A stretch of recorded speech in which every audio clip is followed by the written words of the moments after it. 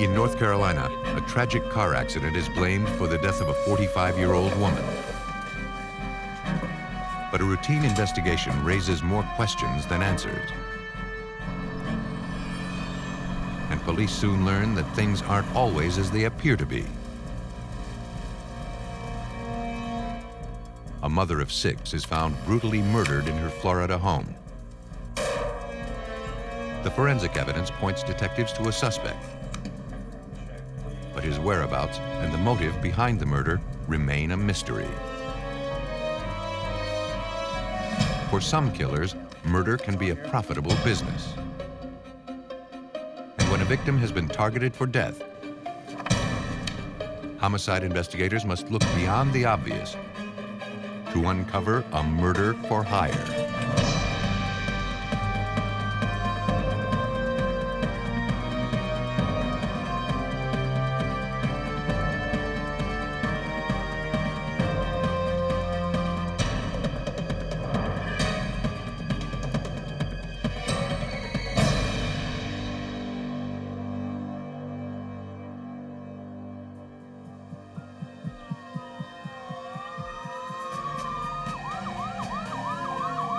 On the morning of August 23, 1995, a motorist summoned rescue workers and emergency personnel to a remote area off North Carolina's Blue Ridge Parkway.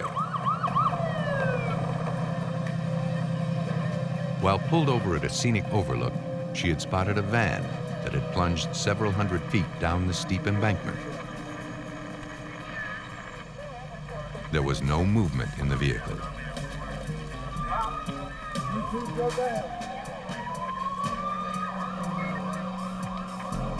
Pennsylvania County rescue workers made their way down the cliff, hopeful they would find survivors.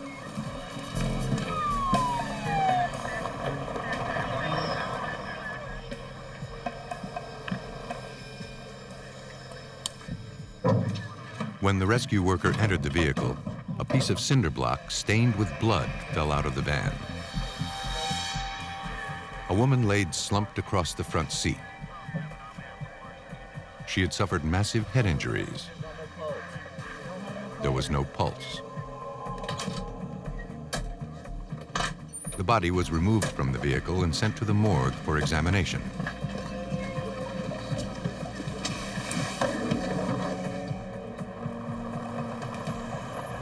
North Carolina State Police began looking for clues to tell them how and why the vehicle went off the road. I didn't see no skid marks of no kind.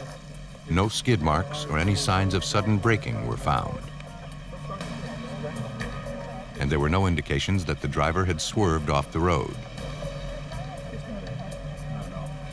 It was likely that the woman had fallen asleep at the wheel or had been under the influence of drugs or alcohol.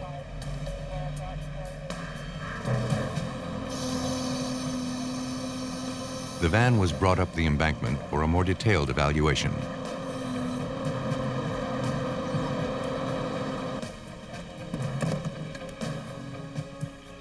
A check on the vehicle's tags revealed that the van was registered to a man named Edward Kratzert,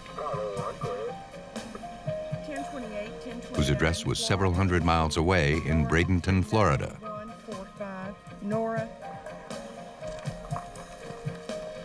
After finding no obvious mechanical problems with the van, technicians processed the vehicle. Reddish-brown stains were found on the exterior of the driver's side door. They tested positive for human blood. Inside, they recovered a wallet and driver's license. The driver was identified as 45-year-old Wendy Kratzert, the wife of the vehicle's owner. Blood was found throughout the van.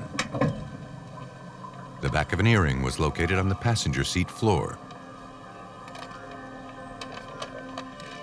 Unsure what to make of the findings, investigators collected several items into evidence.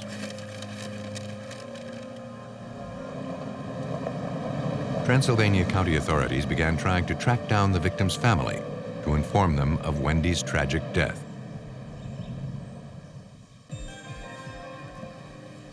At autopsy, Medical examiner Dr. Robert Thompson looked to the victim for clues that could explain the crash. He found no traces of drugs or alcohol in the victim's blood or tissue. Wendy's death had resulted from blunt force injuries to the head.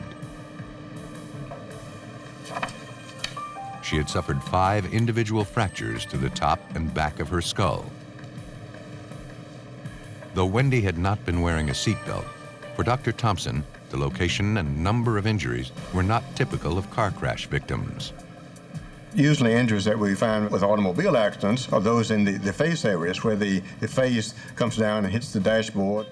So the injuries that are found are not really consistent with an automobile accident, although conceivably it could have happened that way. The autopsy results prompted investigators from the North Carolina State Bureau of Investigation to take a closer look at Wendy Kratzert's accident. Special agent and blood spatter expert Andy Klein reviewed photographs taken at the scene. He was immediately struck by the lack of blood found where the victim's body came to rest. From the position that she came to rest in with her head in the passenger side floorboard, and with the wound being to the top and the back of her head, I would have expected to see a larger pool of blood in that floorboard had she received that wound in the van. More troubling, however, was the presence of the victim's blood on the vehicle's exterior running board. There was several blood spatters that I noted on the running board portion of the vehicle that would have been protected had the door been shut. So at some point the door was open and she bled on it. All of the evidence suggested that Wendy Kratzert had been bleeding before she ever got into the van. The routine death investigation had raised more questions than answers. Police learned that Wendy and her husband owned a vacation home a few miles away from the scene of the accident. Later that night, authorities went to the address. No one appeared to be home. Then, they discovered a large pool of blood. Tests later confirmed it had come from Wendy Kratzert. An earring back, identical to the one found inside the van, was located a few inches away. Technicians concluded that no one could have survived such blood loss without immediate medical attention. Nearby, investigators found the outline of an object. Its shape was similar to the blood-stained cinder block found inside the van. For police, there could be no doubt that Wendy Kratzert had been brutally murdered. Her death had been staged to appear as an accident. After obtaining a warrant, the team made their way into the residence, unsure of what or who they might find.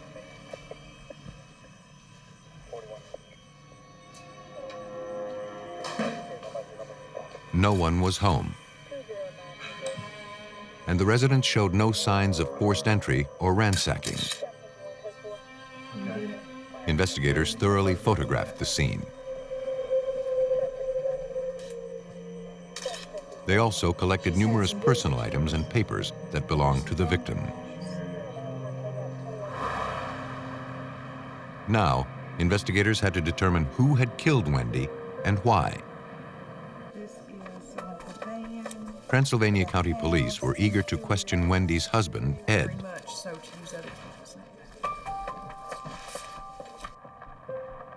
He was tracked down to his home in Bradenton, Florida. Police there were contacted and asked to speak to the victim's husband. Ed Kratzert couldn't believe his wife had been murdered.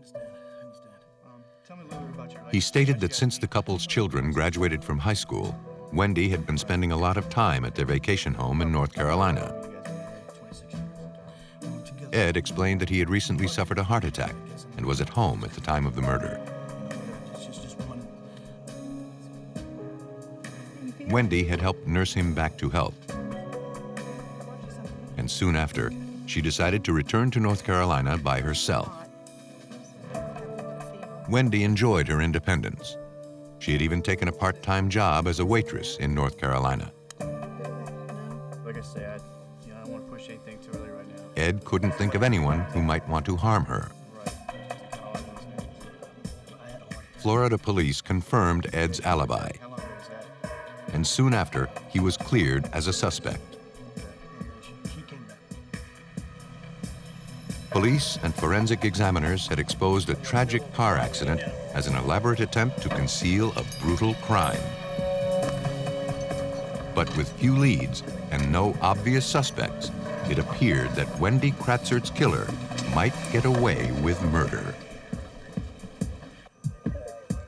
In Transylvania County, North Carolina, a routine traffic death investigation had exposed a brutal homicide. 45-year-old Wendy Kratzert had been savagely beaten to death. Her body placed in a van, which was then pushed over a steep cliff. Frustrated by the lack of suspects or an obvious motive, police in Wendy's hometown of Bradenton, Florida, questioned the victim's friends and neighbors. One close friend told police she could think of only one person who might want to harm Wendy, and that was her husband, Ed Kratzert. Wendy had described him as ruthlessly controlling. He watched over her every move and was extremely critical of her behavior. Wendy said he could also be physically abusive. Things had become even more strained after Ed's heart attack. The medical bills had left the couple in severe financial trouble. Just before her death, Wendy had talked about leaving her husband.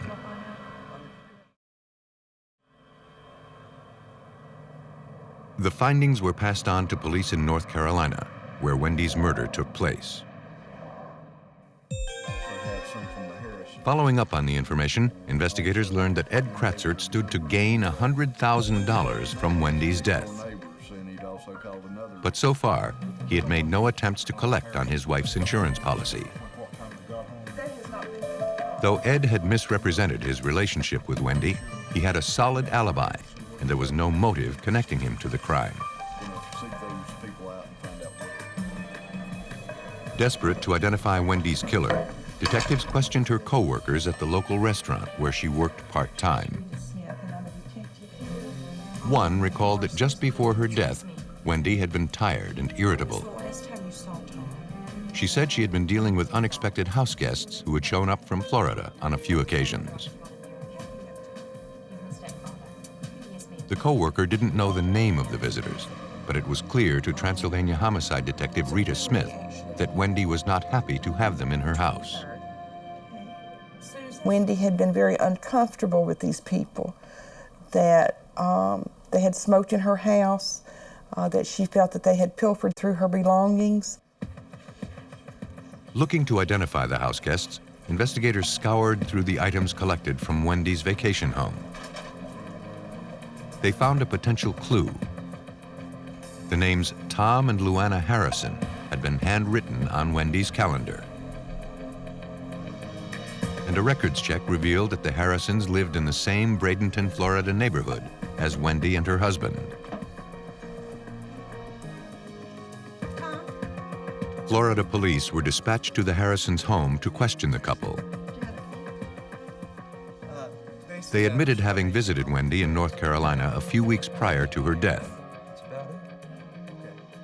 Tom explained that he and Luana were close friends of the Kratzerts.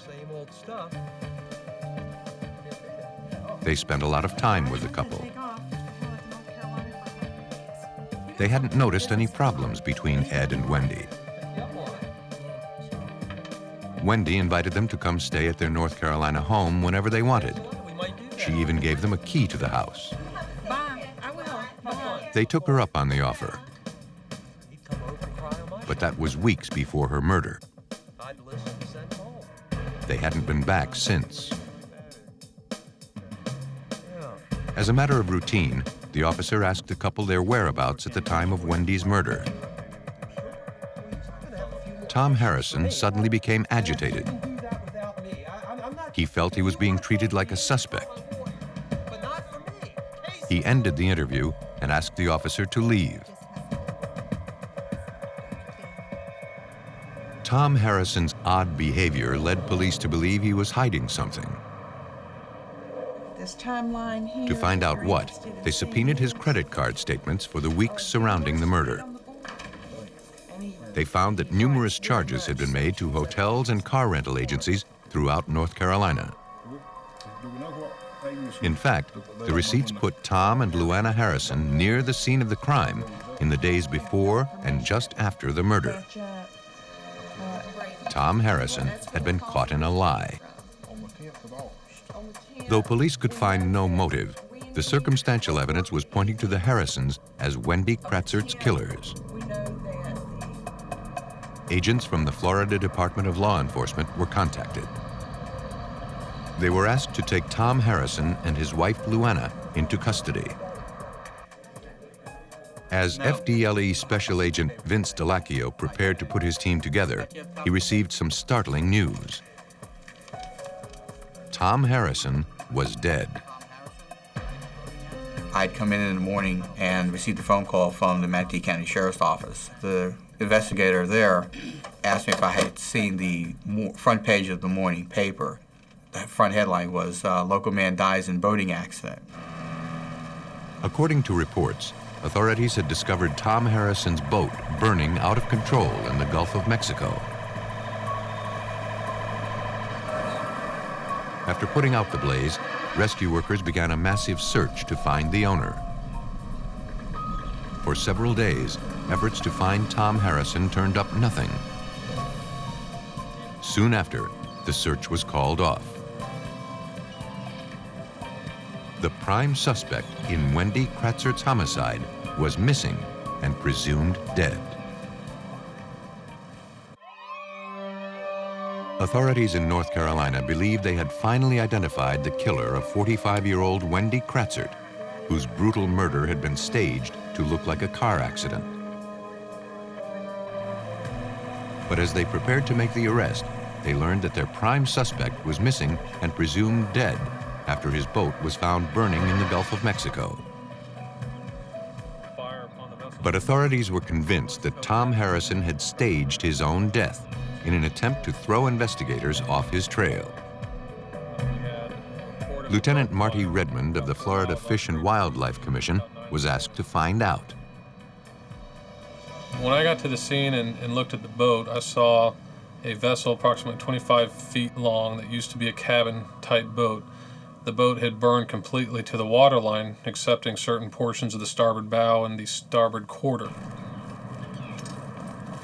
Fire marshals were able to quickly rule out electrical problems as the source of the blaze. After carefully analyzing the burnt remains, investigators found that some places on the boat had burned at a much higher temperature than others. And wood marred with deep, scaly scars, referred to as alligator patterns, was found next to wood that was nearly untouched by the fire. There was only one explanation for the uneven burn patterns. The fire marshal's office determined that the fire was started with an accelerant, and where in the boat that it was started by indicators from burn patterns, different melting points of certain materials, and other items that they are skilled in looking for in charred ashes or charred remains of fires. The fire had been intentionally set. Well, Lieutenant. And having found no traces of human remains among the debris, investigators were certain that Tom Harrison had set it.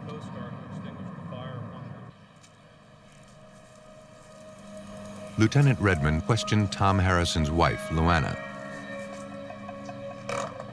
Careful not to reveal that examiners had exposed arson, he asked her about the circumstances surrounding her husband's mysterious death.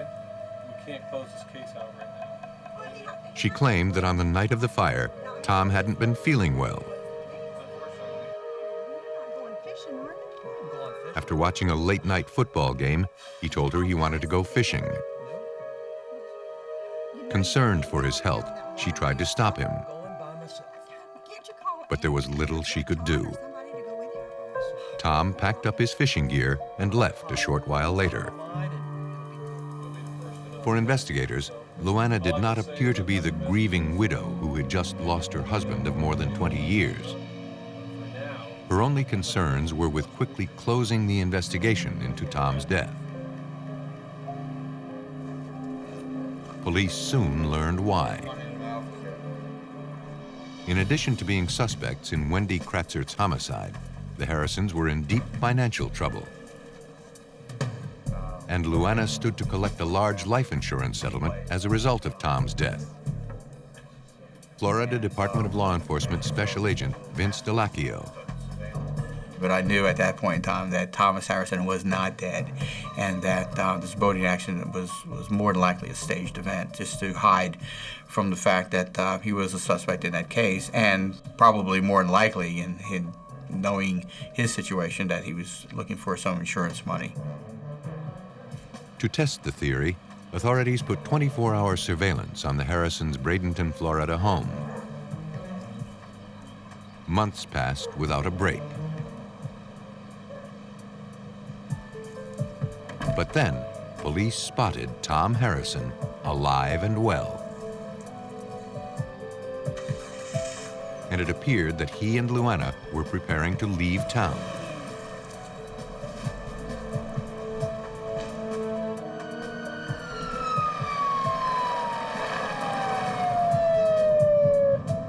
Shortly after the couple hit the road, police pulled them over.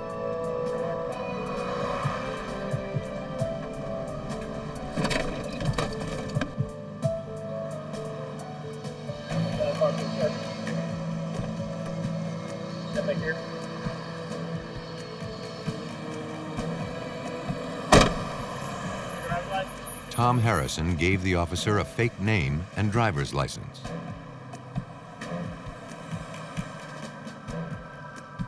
He and Luana were placed under arrest and charged with insurance fraud and arson. But Tom Harrison was uncooperative, and with no hard evidence tying him to the homicide, investigators were still a long way from proving that he had murdered Wendy Kratzert. For police, the Harrisons' close ties with the victim's husband could no longer be ignored. Investigators began to theorize that Ed Kratzert, unhappy in his marriage to Wendy, had hired the Harrisons to kill her. The time was right to recontact Ed Kratzert, the husband of the victim, and attempt to conduct another interview. With the fact that Harrison had been arrested, we felt as though that would open up the dialogue with Mr. Kratzert. Kratzert was brought in for questioning and informed of Harrison's arrest. Investigators confronted him with their murder-for-hire theory and insinuated they had evidence to back it up. It was a bluff, but it worked. Well, he said to me that Ed Kratzert decided to talk. I didn't know what he meant by He confessed to taking part in the plot to murder his wife. he can not only make it He insisted it wasn't his idea. $100,000 Kratzert said that he was complaining to the Harrisons about his marriage. that precludes payment. He knew Wendy was planning to leave him. No. After his heart attack, he was dreading the idea of a prolonged divorce and separation of assets. Yes. Tom Harrison told him he could make his problem go away for a fee. We can make this problem go away. Ed agreed. You go on with your life. The death was supposed to look like an accident. Done deal. And he said When it was exposed as a murder, he can Ed refused to not only collect on his wife's life insurance policy. make it look like an accident. I didn't care about the money. The Harrisons were never paid for the job. As a result, Ed feared that Tom Harrison was plotting to kill him. Saying that my wife was in a car accident. Ed Kratzert was placed under arrest and charged with conspiracy to commit murder.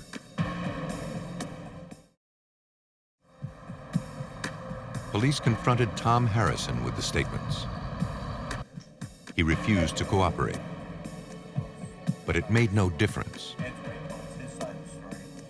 The credit card receipts that put him near the crime scene at the time of the murder, coupled with Ed Kratzert's confession, was all police needed to charge him with the homicide.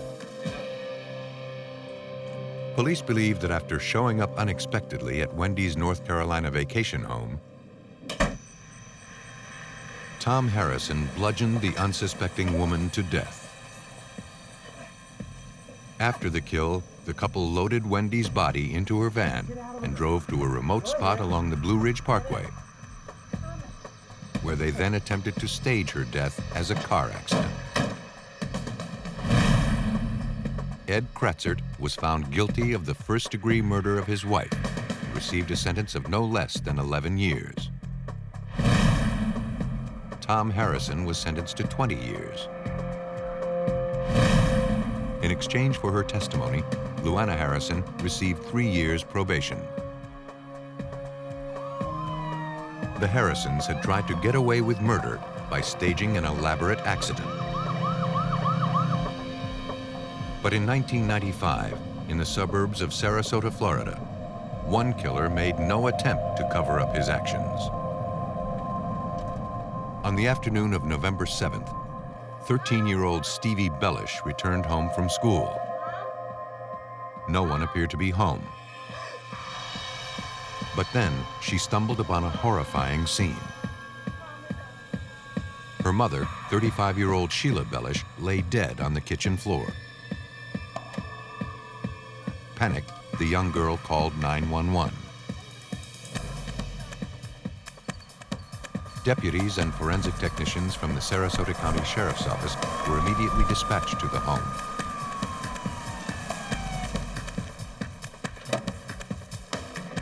To prevent any contamination, a single forensic technician was allowed to enter the residence and document the scene.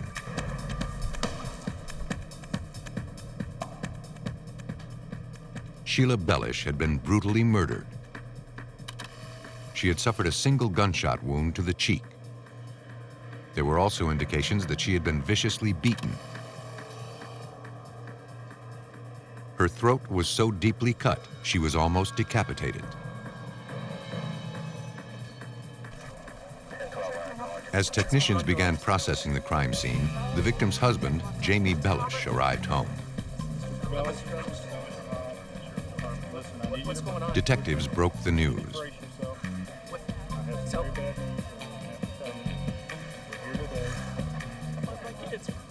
Police assured him that his stepdaughter, Stevie, and the couple's newly born quadruplets were all safe and unharmed. Come with me. Come with me.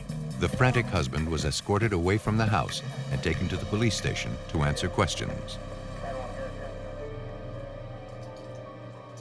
Technicians looked to the blood evidence to help them piece together the events that transpired inside the house.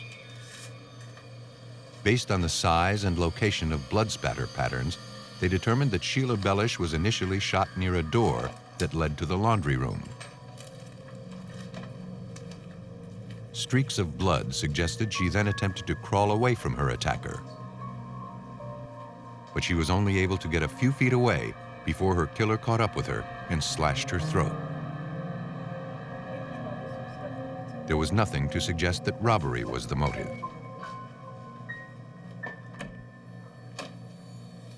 In the laundry room adjacent to the kitchen, technicians located a single .45 caliber shell casing. A few feet away lay a white towel. Some of the fabric was covered with gunshot residue, suggesting it had been used as a makeshift silencer. But for some reason, the killer only got off one shot before using a knife to finish the job. Evidence technician Lisa Lanham tried to make sense of the excessive violence inflicted on Sheila Bellish. There are two possibilities of why he abandoned the gun. One is that the gun is very loud in a small confined area and probably sounds even louder when you're the one shooting it, and he may have feared that the neighbors would overhear the weapon. The other possibility is that the towel got caught in the gun and then basically made the gun inoperable. Looking for any trace of the killer that may have been left behind, technicians collected dozens of prints from throughout the residence, including some found inches from the bullet casing. All of the evidence was forwarded to the Sarasota County Crime Lab. Homicide detective Chris Iorio was assigned lead detective on the case. All I knew at that point was we did have a mother of 6 kids deceased in the kitchen, head trauma. Most likely a gunshot was involved, and we took it from there. Investigators know from experience that their best opportunity to solve a murder falls within the first 24 hours. With few clues and no obvious suspects, they hoped an autopsy could point them to this brutal killer. Police in Sarasota, Florida struggled to find answers in the death of 35-year-old Sheila Bellish, a mother of 6 found brutally murdered in her home. At autopsy, the medical examiner recovered a .45 caliber bullet that had been fired from close range into the victim's face. It had shattered her jaw, but it was not the cause of death. A single knife wound had severed the victim's left and right jugular veins. Sheila Bellish had bled to death. There were no signs of sexual assault, and no clues to the killer's identity were found. The overkill observed at the crime scene led police to suspect that the killer was someone close to the victim. Sheila's husband, Jamie Bellish, was brought in to answer questions. He described Sheila as a dedicated mother and a loving wife.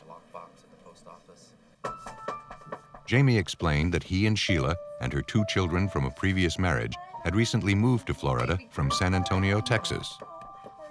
Sheila had just been through a nasty divorce.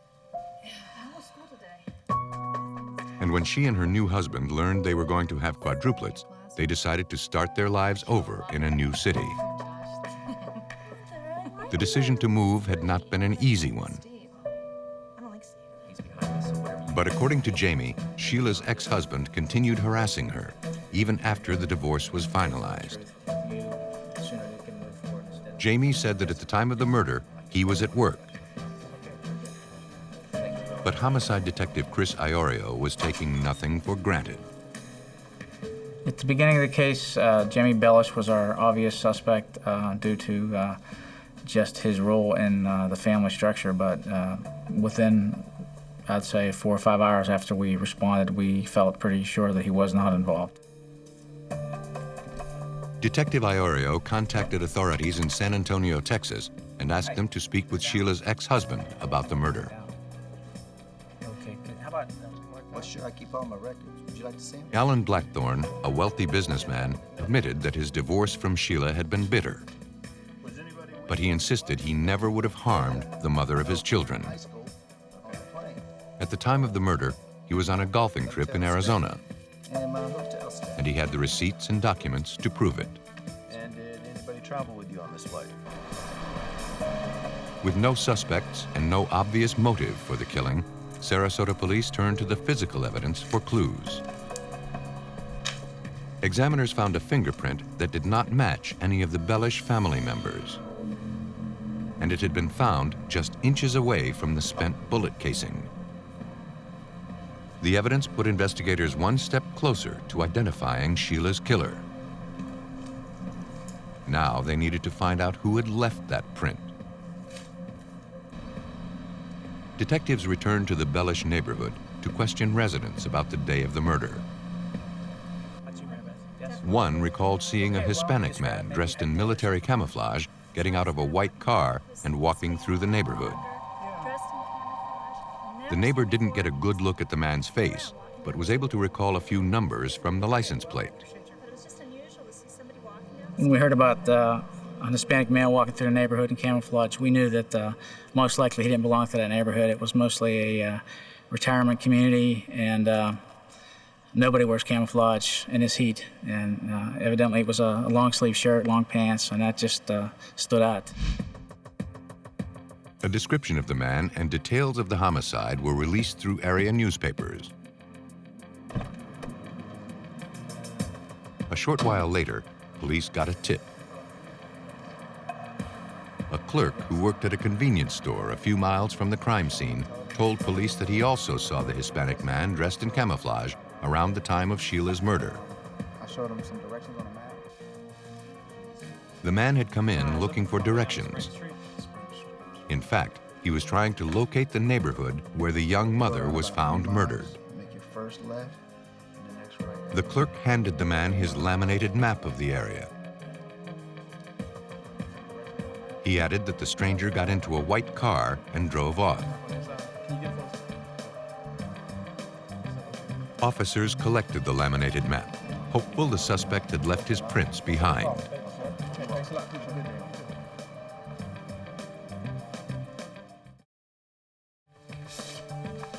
At the crime lab, examiners located several prints on the map. Evidence technician Lisa Lanham then compared them to the suspect's prints that were recovered from the crime scene. She found a match. Police had identified a suspect and had evidence that could tie him to the crime scene. Now they needed to know his name. All they had was a partial license plate number from his vehicle. It wasn't much to go on. We initially ran a tag out of Florida. I mean, a lead's a lead, you have to try. And it came back to nothing. And then we decided, since the Bellishes were from Texas, that'd be the next state to try. And when we got that tag, the information back, it was registered to somebody in Texas, so we had to follow up that lead. Investigators traced the white vehicle to a 21-year-old Austin, Texas resident named Jose Joey Del Toro. We ran a background check on Jose Del Toro. As soon as we got his name, we did find out that he had a criminal history, but nothing that would make you believe he was a murderer. But that was a conclusion forensic scientists would have to make. Joey Del Toro's fingerprint card was forwarded to the Sarasota County Crime Lab. There, examiners compared his prints to those recovered from the Bellish home. After careful scrutiny, they concluded that Joey Del Toro had left the print. A warrant was issued for his arrest. Police in Del Toro's hometown of Austin, Texas, were unable to track down the suspect. However, they did manage to locate his white vehicle. Armed with a warrant, investigators processed the car.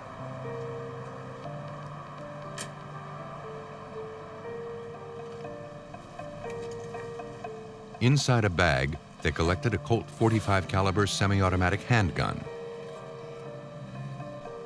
It was the same type of weapon used to shoot Sheila Bellish. To nail their case against Joey Del Toro, investigators forwarded the weapon to ballistics experts at the Florida Department of Law Enforcement Crime Lab. First, the weapon was fired into a water tank. The water slows the bullet's flight without distorting the unique marks left behind as it passes through the gun barrel. The rounds collected from the water tank could then be compared to the bullet recovered from Sheila Bellish's cheek.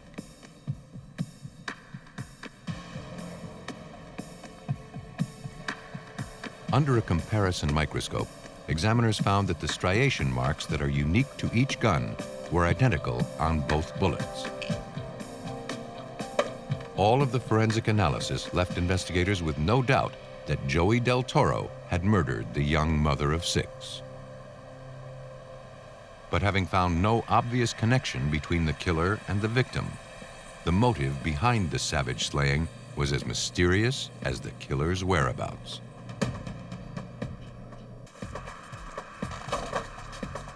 Police in Sarasota, Florida, had finally linked a suspect to the murder of 35-year-old mother of 6, Sheila Bellish, found brutally beaten, shot, and stabbed in her home.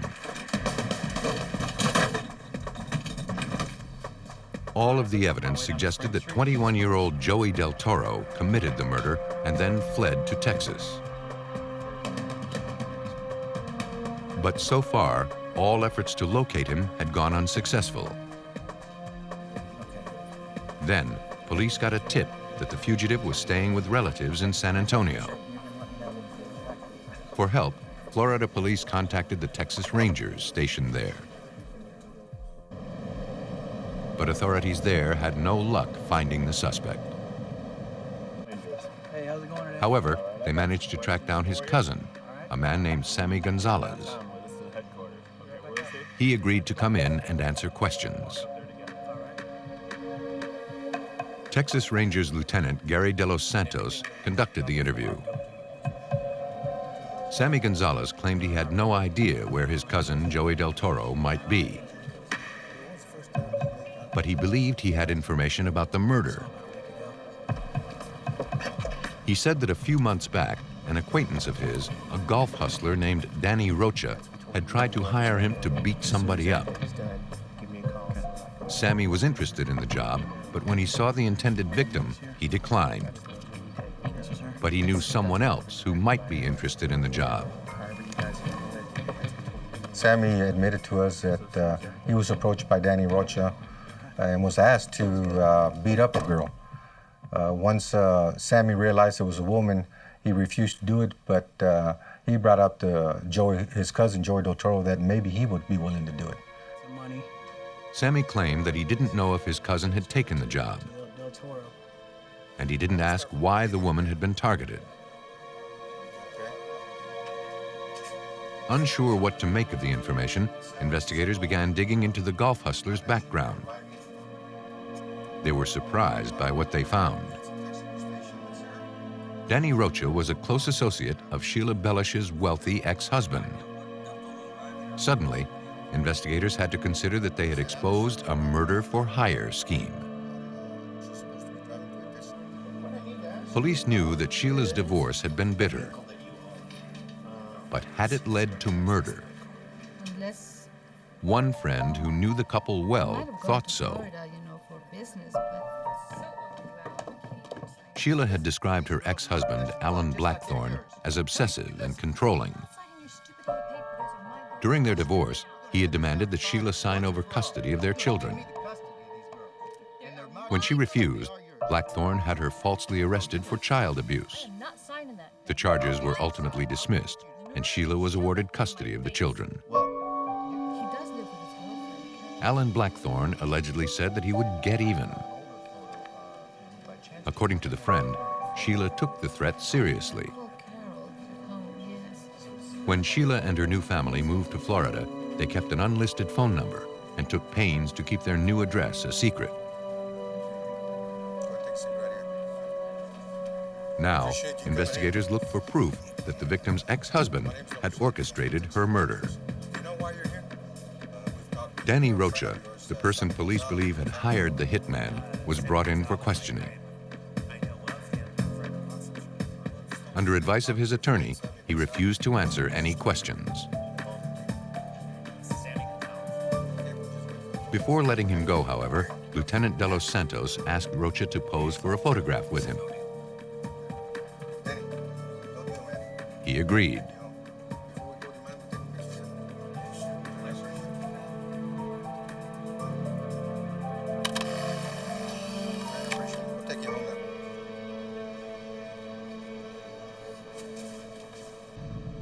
The following day, Sammy Gonzalez was brought in for another interview. Police were convinced he knew more about the murder plot than he claimed. When shown the photograph, Sammy became convinced that Danny Rocha was cooperating with authorities. Fearing he had been implicated in the murder, he decided to talk. Now, he admitted that he had accepted $14,000 from Danny Rocha to murder Sheila Bellish.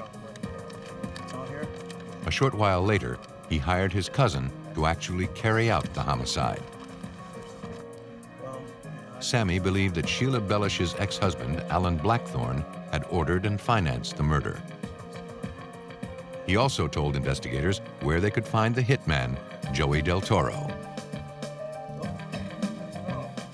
Soon after, Del Toro was tracked down to a motel in Mexico. He was placed under arrest and, after extensive legal wrangling, extradited back to the United States to stand trial for murder.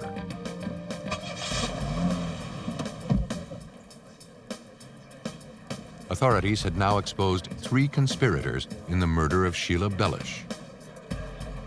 But the alleged mastermind, Alan Blackthorne, was still a free man. Looking to find evidence linking him to the murder, investigators subpoenaed his phone records for the months prior to the homicide. One number that continually popped up was traced to the bail bondsman who had helped Sheila get out of jail when she was falsely arrested. The bondsman said he recorded all of his phone conversations.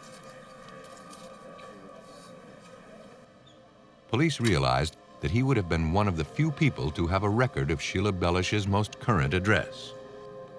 Once we got those recordings, that's when you hear Alan Blackthorne, and there's a person calling in pretending to be somebody else and trying to ascertain Sheila's address. Investigators confirmed that just before the murder, Alan successfully located Sheila's Florida address. The evidence, along with the testimony of the other conspirators, was enough to arrest the wealthy businessman. On January 4th, 2000, Alan Blackthorne was taken into custody and charged with conspiracy to commit murder. At trial, police learned that soon after his divorce from Sheila, Alan Blackthorne began plotting to kill her. While on a golfing trip, Blackthorne told his associate, Danny Rocha, that his ex-wife was an abusive mother and he wanted it stopped, even if it meant killing her. Danny Rocha agreed to set it up. After acquiring Sheila's address in Florida, the hitman drove from Texas to the Bellish home.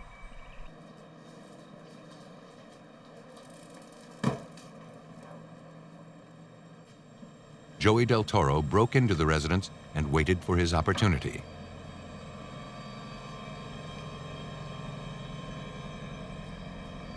He caught the unsuspecting mother completely off guard.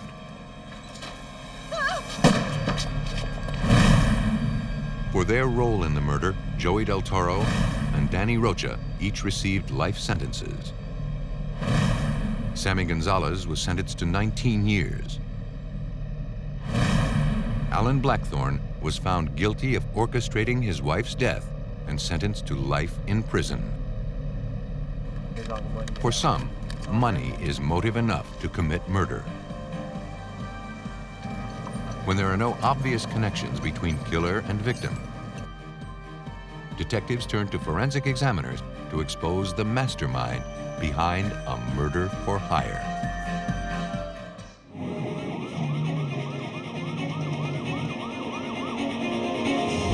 On Maryland's eastern shore, a couple's romantic weekend getaway turns lethal when a man dies in a deadly blaze. Though all of the evidence suggests a tragic accident, a routine investigation exposes some troubling irregularities. In Florida, an apparently healthy woman dies in her home, and examiners can find nothing to explain the death. Though police suspect murder, years will pass before new forensic technology offers any hope of proving it. When an untraceable poison is used to commit murder, homicide detectives face a difficult challenge. For help, they turn to forensic toxicologists to follow a killer's tracks and expose a toxic death.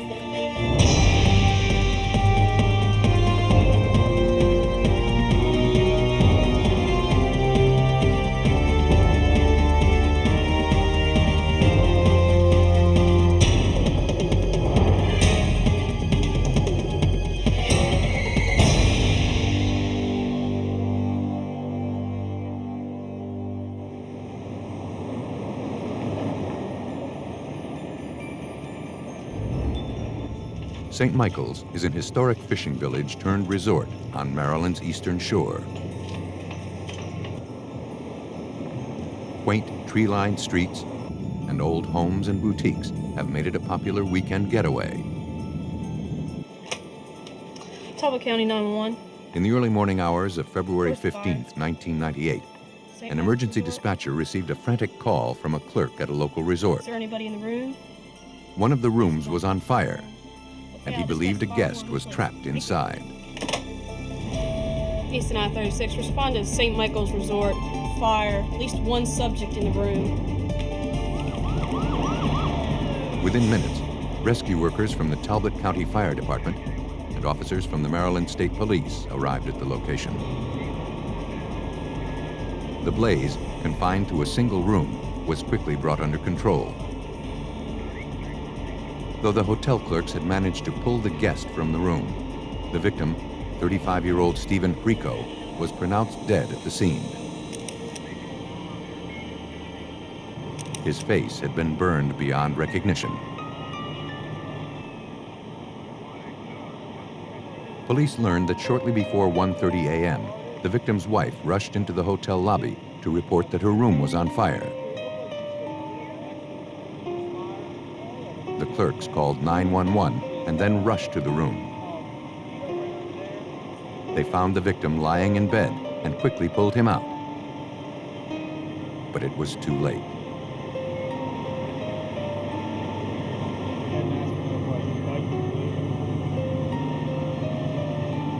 The victim's wife, 33-year-old Kim Rico, said she and her husband Steve were spending Valentine's weekend together. A little bit and give me a little bit here. Earlier that evening, she and Steve had dinner with friends at the hotel's dinner theater. Your wife is okay. And, have a little Kim said Steve had been drinking heavily and had taken antidepressants and cold medication. Oh, well, why don't we have a toast to you, honey? Kim said that Steve became sloppy drunk. Cheers, Mom. It's so bad. She and her husband returned to their room a few hours later. Steve continued to drink. Then he began pressuring her for sex. You're drunk. I'm not interested. No, I'm just not interested. When Kim refused, he became angry. Okay? Hey, no, I'm not drunk. To avoid a fight, she grabbed her things and left to go for a drive. When she returned a few hours later, she made her way into the room and was immediately overcome by smoke.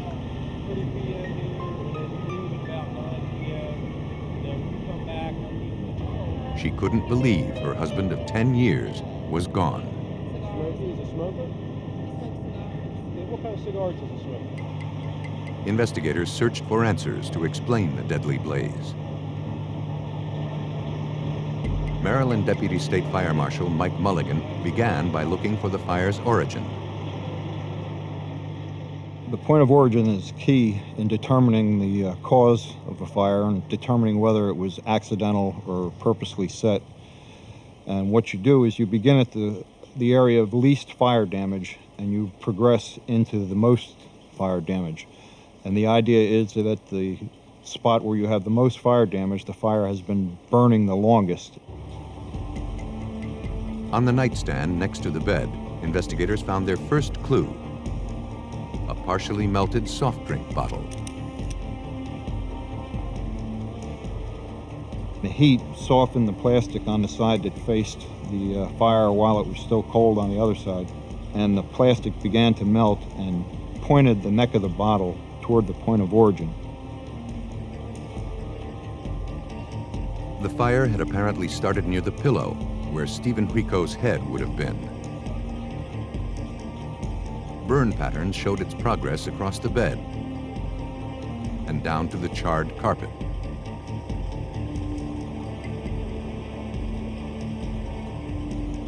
Then, investigators uncovered a possible cause of the fire. On the bedside table, they found an open package of cigars. One was missing.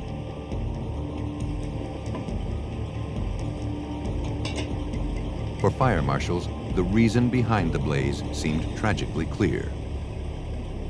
We could eliminate the electrical, we could eliminate the heating and the air conditioning units, we could eliminate the wood-burning stove, and what did that leave us with? Well, one of the possibilities was careless smoking. At autopsy, the medical examiner found that Stephen Rico had suffered severe burns to his head, arms, and torso. But surprisingly, no traces of soot or carbon monoxide were found in the victim's lungs. That suggested he had stopped breathing before the room had filled with smoke. Having found no cause of death, blood and tissue samples were collected for further analysis.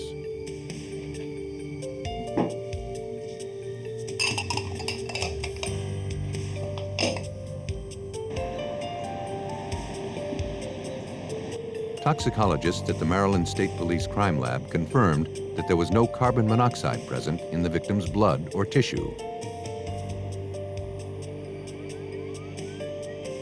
And blood alcohol test results were 0.00%. Examiners found no evidence suggesting that Steve had been drinking or taking pills, as his wife claimed. The results were passed on to the Maryland State Police. Homicide Detective Joe Gamble struggled to reconcile all the facts of the case. They could not determine how he died.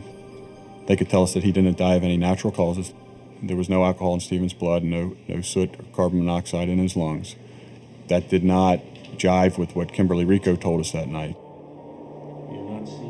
To resolve the inconsistencies, detectives questioned the victim's wife again.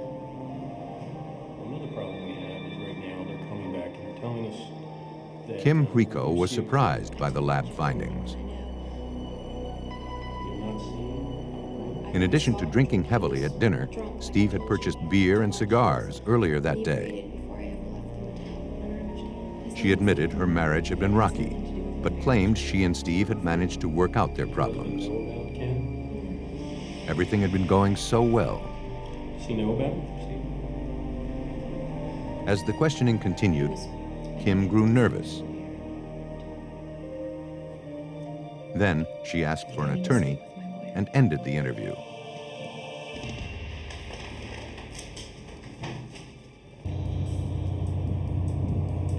To find out what Kim Rico was hiding, police contacted the couple's friends.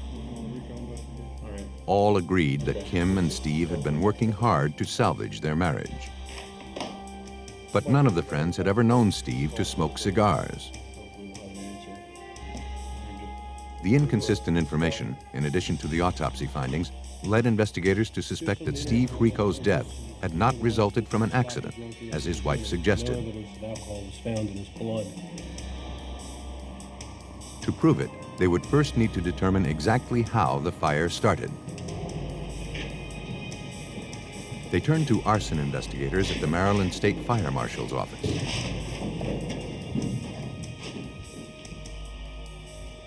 At a training facility in eastern Maryland, fire marshals looked to recreate the damage observed at the scene. They lit the same brand of cigar found inside the room and placed it on a pillow they'd obtained from the hotel. It smoldered, then went out. The ash from the lit cigar failed to ignite the flame-retardant pillow. We took the cigars and placed them on the pillows. Did this repeatedly for approximately an hour and a half. And what the test showed us was that careless smoking could not have been the cause of ignition caused by the pillow. Though investigators now suspected an accelerant had been used to start the blaze, lab tests failed to expose any traces of a flammable substance. However, the accelerant might have burned away during the fire. The only other way investigators could ignite the pillow and recreate the burn damage was by applying a makeshift torch directly to it.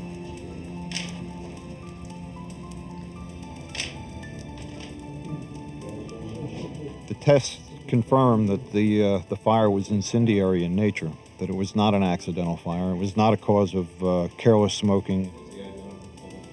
The fire had been intentionally set. The findings were passed on to police. Soon after, Stephen Rico's death was officially classified as a homicide.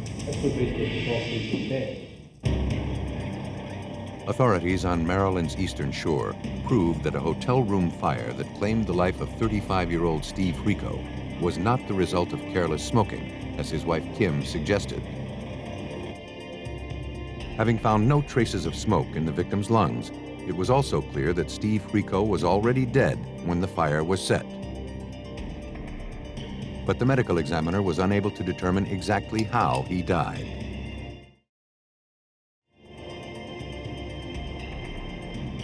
All of the findings led police to believe that Kim Rico had murdered her husband. Now they looked for physical evidence to prove it. Police tracked down her co-workers at a Washington, D.C. hospital, where she was employed as a surgical technician. Did she ever bring up her husband? No one believed Kim was capable of murder. Yeah, she did a couple of times, as a matter of fact. However, one doctor did recall an unusual conversation he had with her a month earlier. I've been meaning to talk to you about that. Kim had been complaining about her marriage and jokingly offered him $50,000 to kill her husband. What are you talking about? Not taking her seriously, he joked back, telling her she could put Stephen to sleep forever by injecting him with a drug called succinylcholine. Now, what would that do to somebody? Kim's co-worker described the drug as a powerful muscle relaxant used to prevent involuntary movement during surgery. 1900. As a surgical technician, Kim used it nearly every day. Homicide detective Joe Gamble. Kimberly Rico's profession was significant working as a surgical technician, and that she had access to certain drugs that other people in the hospital and that normal citizens don't have access to. One of those drugs, is we learned, was succinylcholine. Though toxicology tests turned up no traces of the drug in Stephen Rico's body, detectives learned that succinylcholine breaks down almost immediately, leaving no detectable traces behind. In essence, the drug is a perfect murder weapon. It's injected into the tissue, doesn't have to go into the bloodstream, and it causes your muscles to relax, which includes your heart and your diaphragm and your breathing. And with enough succinylcholine, you just stop breathing and your heart stops and you die. With the homicide investigation taking on a clearer focus, detectives returned to the crime scene.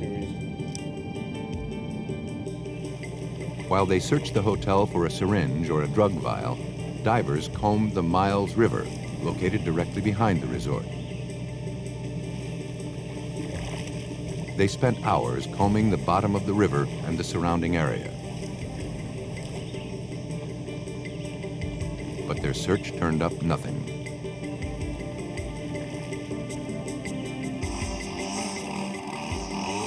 A few days later, however, a hotel employee found something lying in the grass. It was a discarded syringe.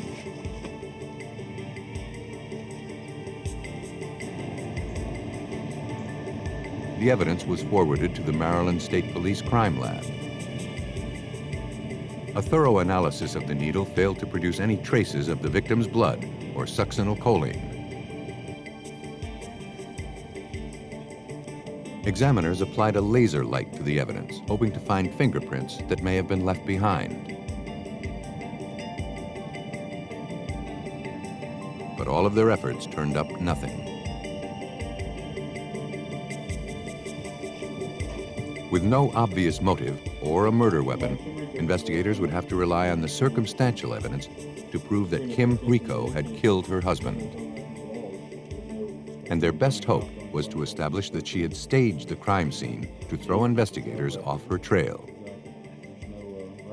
So we set out, of course, to find out where the alcohol came from and where the cigars came from, hopefully proving that Kimberly bought these things or purchased these things to stage the room, to set the room up. I wonder if I could take a couple minutes of your time. Checking to see if Detective Gamble canvassed convenience stores near the resort. He found a clerk who recalled a woman matching Kim Rico's description.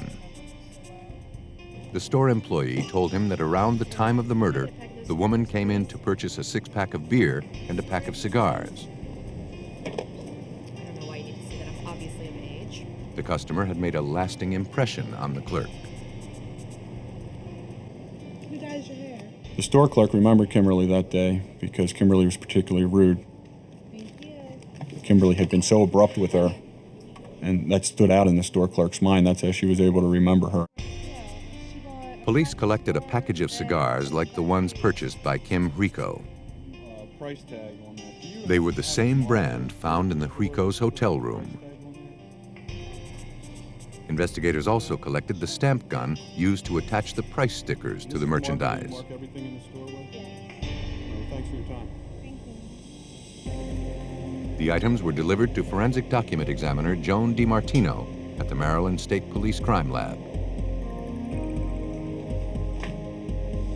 To establish a link between the evidence, she began comparing the characteristics of the price sticker on the cigar pack found at the crime scene to the one collected from the convenience store.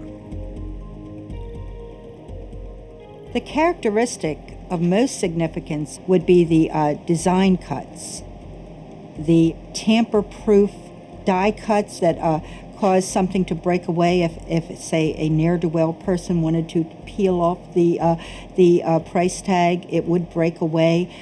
These are common to a particular manufacturer. A visual inspection revealed no differences between all of the stickers collected. Using an infrared light source, DiMartino looked for commonalities and differences within the ink itself. She found that the dyes and pigments that make each ink unique were the same on both cigar packs. They had all originated from the same stamp gun collected from the convenience store. Kim Rico had purchased the cigars found at the crime scene, something she had previously denied. Police were building a strong circumstantial case against Kim Rico. But having revealed no official cause of death and no obvious motive behind the homicide, investigators were still a long way from proving murder. Maryland police were convinced that 33-year-old surgical technician Kim Rico had murdered her husband with an untraceable drug, then staged the scene to make his death appear as a tragic accident.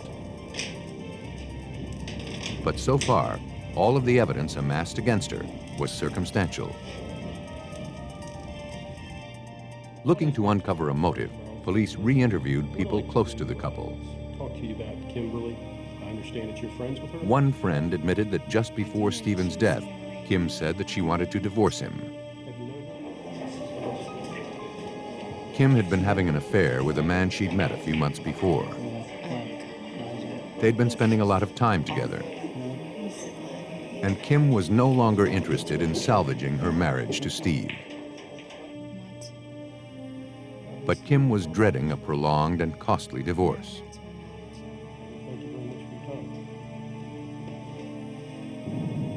The information was enough for investigators to obtain a warrant to search Kim's home. There, in a desk drawer, they found 2 life insurance policies, taken out on Stephen Rico.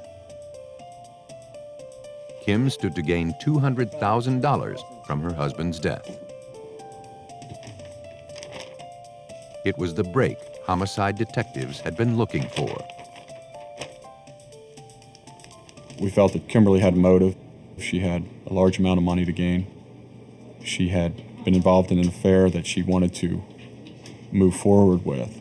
And those were the 2 things that we felt that Kimberly wanted to gain by the murder of Stephen Rico. So we got out of Kim Rico's house on Bellamy. A warrant was issued for Kim Rico's arrest.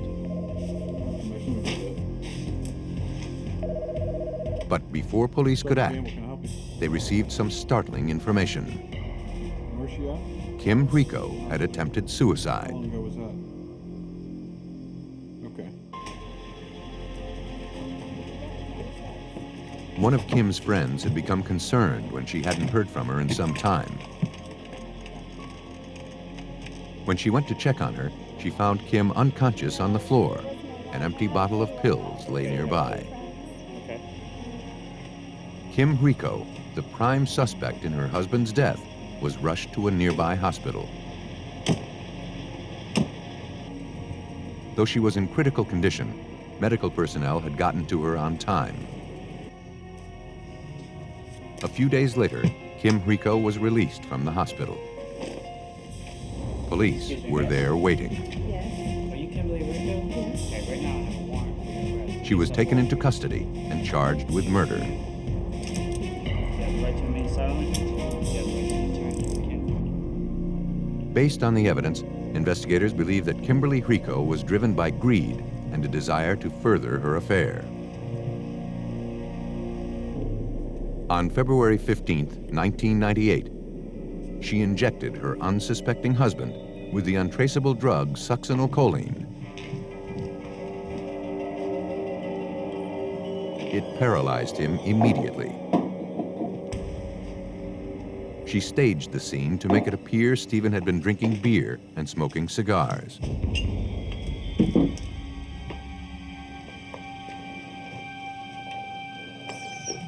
Then she set the room on fire. Kimberly Rico was convicted of arson and first-degree murder. She was sentenced to life in prison. In Maryland, the circumstantial evidence alone was enough to convict Kim Rico of killing her husband. But in Florida, investigators would need irrefutable scientific proof in order to win a murder conviction. Situated in Bay County, on Florida's coastal panhandle, lies the affluent and peaceful community of Panama Beach. Mom? There, around 9 a.m. on the morning of May 30th, 1991, 18-year-old Jennifer Cybers went into her parents' bedroom to wake up her mother, Kay. Mom? But Kay wasn't responding.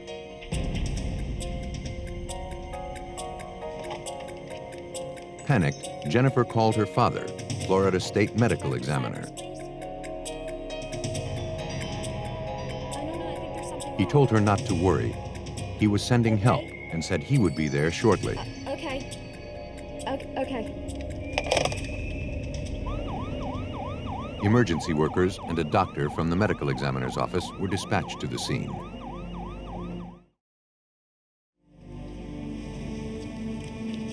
Kay was unresponsive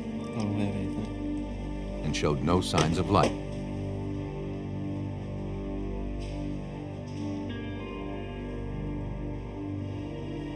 The 52-year-old mother of three was pronounced dead at the scene, the apparent victim of a heart attack. A Bay County Sheriff's deputy heard the call over the radio and responded to the house. I'd like to speak to you outside. He was informed that the death had resulted from natural causes and he wasn't needed. I'd like to speak to you outside if I could.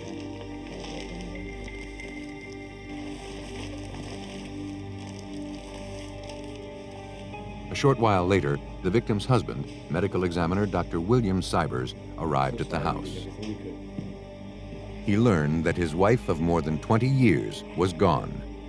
Any idea what caused it? Jimmy should be in the room. I need to get to her. Make sure Dr. Cybers asked that her body be taken directly to the funeral home.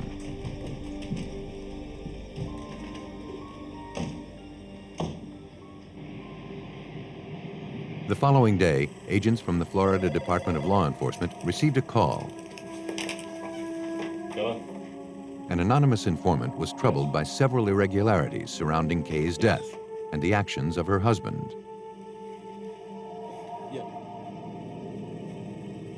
After hearing all of the details, Special Agent Scotty Sanderson agreed to take a closer look at Dr. Cybers. Certain red flags came up. He was a medical examiner. No autopsy had been performed. Kay Cybers was in apparent good health. He did not call 911 after learning of her distress, and the police were notified and sent to the home, but were asked to leave by staff of Dr. Cybers. As a medical examiner, Dr. Cybers knows that all unattended deaths require that an autopsy be performed. His wife's was no exception.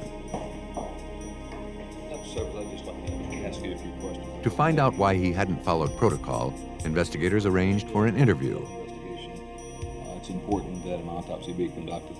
Could you tell me why you didn't order an autopsy? Dr. Cybers admitted he had made a mistake. And I just He was distraught and wasn't thinking clearly. No, but her family He loved Kay very much. And her death was completely unexpected. enjoyed ourselves. Very pleasant. The night before she died, the two had gone out for a nice dinner. Later on, she felt that she had a little. I've got a really bad chest pain. But around 4 a.m., she woke him up. I can hardly breathe. It hurts when I breathe. Kay was experiencing pain in her chest and left shoulder. Oh, man. Draw some blood for her. Dr. Cybers was concerned. Kay had a family history of heart disease and diabetes. Just try to relax. But she refused to go to the hospital. Let me see if I can put your arm down a minute. Dr. Cybers said he tried to draw some blood so he could have it tested the following morning. Ouch. But he said he botched the job. Ow. Ow, Bill. After 2 unsuccessful attempts, he gave up. I'll be right back. Lay back. Eventually, Kay fell back asleep. She was fine. Dr. Cybers said he called to check up on her several times the following morning, but he never got through. See if she wanted to take something for it. As a matter of routine, Agent Sanderson asked for the syringe, but Dr. Cybers didn't have it. He said that on his way to work the following morning, he tossed the needle in the trash and then disposed of the garbage in a dumpster a few blocks away. Trash to the dumpster? Yes. Is that typically what your family does with household garbage? Most of our garbage, yes. Dr. Cybers, is there... All of the information, including the manner in which the needle was disposed, troubled Agent Sanderson. He's a physician. He has a needle on a syringe exposed in a household garbage, throwing it in the garbage bin supposedly down the street. All of these different factors were alarming me and the other agents that were with me about what we were going to be working. Troubled by all of the irregularities, investigators began looking deeper into Kay Cybers' medical history. FDLE Special Agent Dennis Norred pored over her records, looking for any clue that might help explain her death. He found no records suggesting she suffered from diabetes or heart disease, as her husband claimed. We had gathered documents from the time that Kay was born up until the time that she had died in Panama City. And there was nothing to ever indicate that she would have experienced any type of health problems. The information suggested that Dr. Cybers was not being truthful about his wife's medical history. To find out why, investigators needed to examine the victim's body. After obtaining a warrant, authorities were dispatched to the funeral home to retrieve Kay's remains.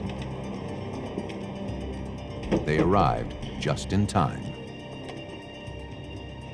Agents were dispatched to that funeral home where they found she had been embalmed and was in a casket for showing, and they were about to transport her body back to her home in Iowa. Dr. Cybers, it seemed, was in a hurry to bury his wife.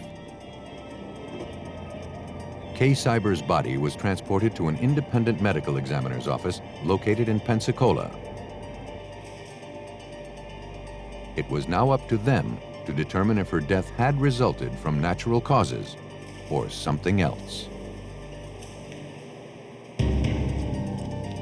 Authorities in Bay County, Florida, looked to explain the death of Kay Cybers, a seemingly healthy 52-year-old mother of 3 found dead in her home. Though her husband, medical examiner Dr. William Cybers, claimed she had a history of heart disease and diabetes, her medical records told a different story. Investigators hoped an autopsy would give them answers. Medical examiner Dr. Gary Cumberland looked to pinpoint a specific cause of death. An external examination revealed the presence of 2 distinct puncture marks on the victim's right arm. That was consistent with Dr. Cybers' claim that he tried to draw blood from her shortly before her death.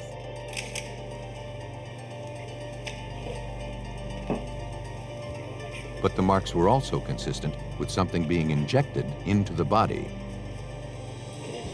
I've seen some fresh hemorrhage around these, so I think that they occurred before she died. So let's make sure that we get some of that tissue for toxicology as well as general histology.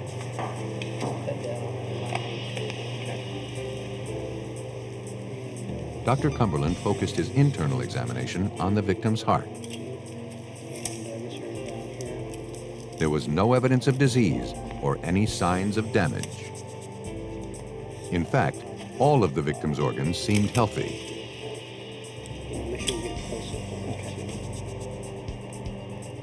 Dr. Cumberland found nothing to explain why Kay Cybers had died so suddenly. Troubled by the findings, he collected tissue and blood samples for further analysis. Basically, what we have is a person who died with no natural disease process responsible for her death. And in those instances, we start looking for toxicologic agents, i.e., is there some drug or poison that she had been given that resulted in her death? The samples were forwarded to the Dade County Medical Examiner's office. But toxicologists were at a disadvantage. Kay Cybers' body had been embalmed soon after her death, and those fluids had likely destroyed any traces of drugs or poisons that may have been injected into her system. Test results turned up negative.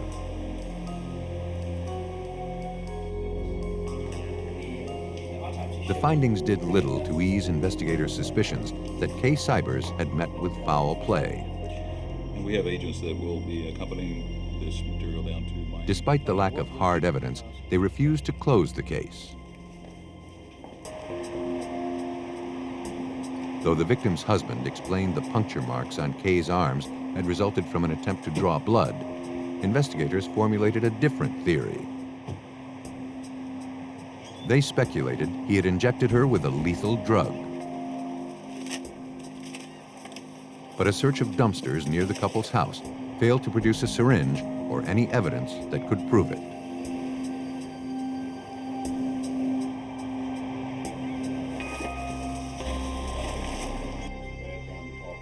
Investigators turned to the couple's children, hopeful they could shed light on a possible motive for murder. But the Cybers' daughter insisted that her parents' relationship was strong. She seemed normal, seemed fine. Her father was dedicated to Kay and the children.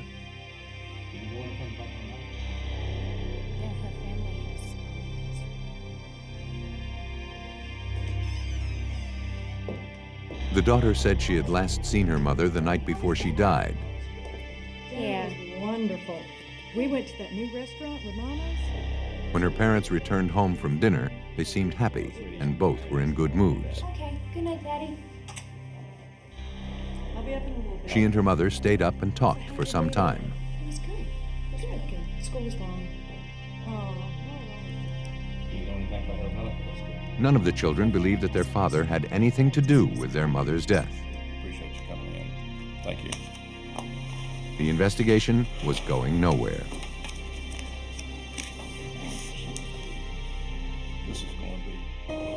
Joey, beloved, we do thank you for coming today. Authorities had no choice but to release the victim's body to her family. Every one of you here with us today. Kay Cybers' remains were flown to her hometown in Iowa. There, she was laid to rest.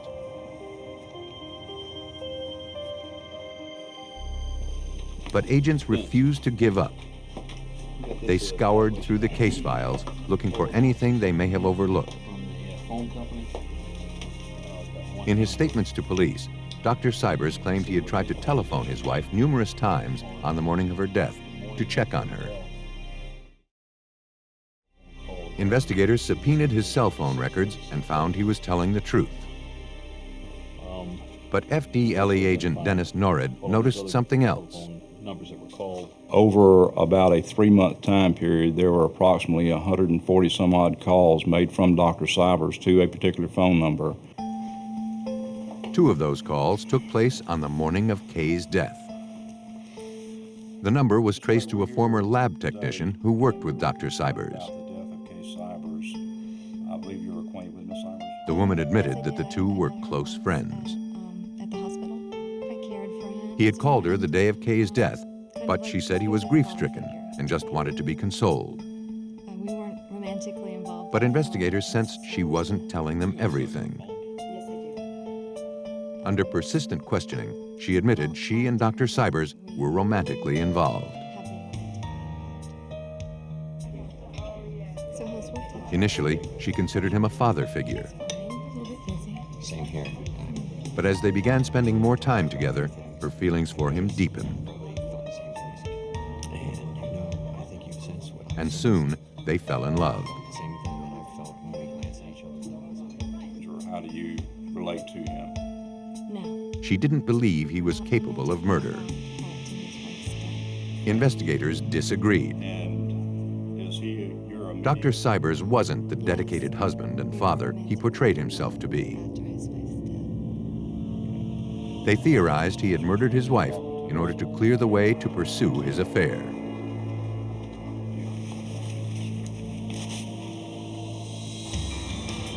Police forwarded Kay Cybers' tissue samples collected at autopsy to the National Medical Services Lab in Willow Grove, Pennsylvania, one of the most advanced forensic labs in the country. There, renowned toxicologist Dr. Frederick Reeders agreed to look into the case.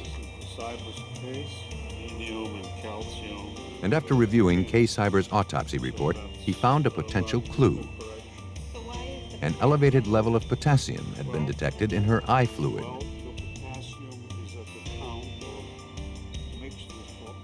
Though potassium occurs naturally in the body in small amounts, if a large dose is injected into a person's bloodstream, it will cause the heart to stop immediately.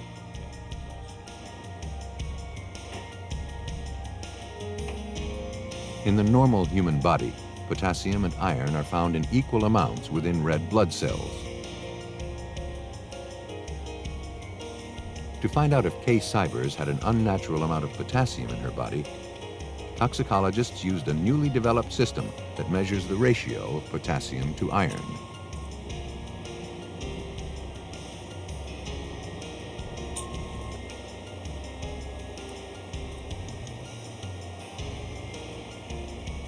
The procedure was successful.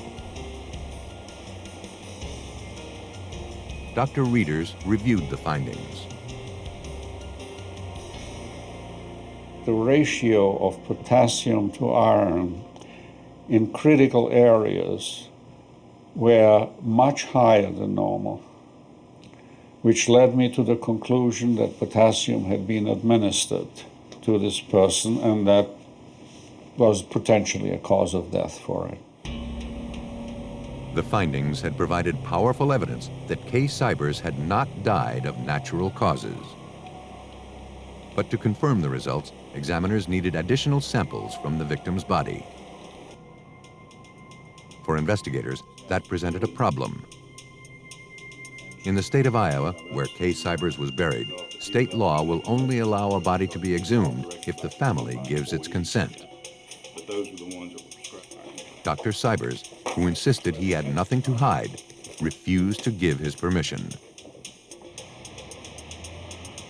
Desperate not to let their case slip away, authorities turned to Florida State's Attorney Harry Shorstein for help. He agreed to prosecute the case. Thank you. But almost immediately, he faced a crushing setback. The only scientific evidence that could prove murder had been challenged by defense experts.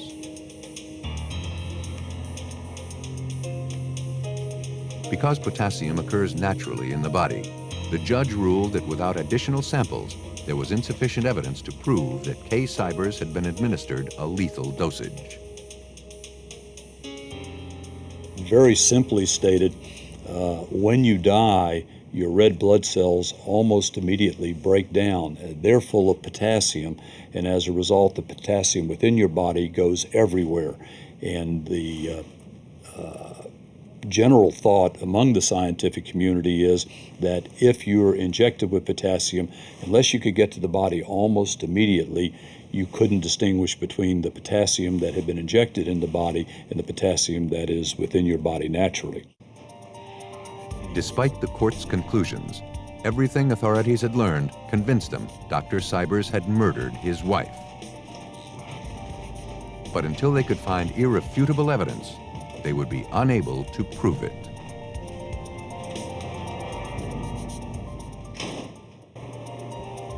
Several years had gone by since the 1991 death of 52-year-old Kay Cybers. Though toxicology tests convinced Florida authorities that her husband had injected her with a lethal dose of potassium, the court ruled the findings were inadmissible. Still, Special Prosecutor Harry Shorstein didn't believe that Kay Cybers died of heart disease, as her husband, medical examiner William Cybers, had suggested. The examination of the heart that had taken place at the autopsy showed no indication whatsoever of any heart disease, and we were going to proceed with the trial without an actual cause of death, just based on the circumstantial evidence. In February of 1997, a warrant was issued for the arrest of Dr. William Cybers. He had since retired and married the woman he had been having an affair with. He voluntarily turned himself in to police. Because of health problems, he was released on $300,000 bail, but not before being fitted with an electronic monitoring device. He was only allowed to leave his home to visit attorneys and to attend church.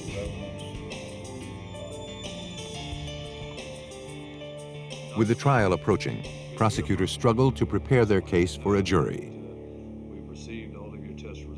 Then, they received some unexpected news. In the years since Kay Cybers' death, toxicologists at the National Medical Services Lab in Willow Groves, Pennsylvania, had developed new forensic tests that could detect previously untraceable poisons. Though the samples collected at autopsy were several years old, according to Dr. Kevin Ballard, they had been well preserved. The tissues from Ms. Cybers were taken from her at the time of her original autopsy, but she had already been embalmed. Those tissues, those organs, were maintained frozen during all the years between the time of her death and the time of our analyses. First, Dr. Ballard wanted to test the samples for the presence of paralyzing drugs. These drugs are known to increase potassium levels in the body, which might explain why high levels of potassium were found in Kay's tissue samples years earlier. He subjected the samples to a process called QTOF, which stands for quadrupole time of flight. Essentially, the process acts as a molecular microscope. First, all of the molecules that are present in the sample are separated. Each individual molecule is then broken down into pieces. Using sophisticated detection equipment, the individual pieces are then weighed. The molecular weight of the samples is then compared to the molecular weight of known paralyzing drugs.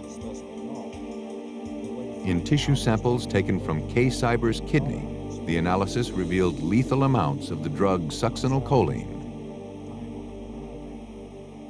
Succinylcholine and these other paralyzing drugs, when they're administered to a person, They paralyze the skeletal muscles of our bodies. These are the muscles that move our limbs. They also paralyze the specialized skeletal muscle, which is the diaphragm, which is the primary muscle that we use when we breathe. So part of the effect is to stop a person's breathing. Done the preliminary interviews of the family members. The analysis had finally given investigators the evidence they needed to prove murder. As a physician, the victim's husband had easy access to the drug and the knowledge to use it with deadly effect.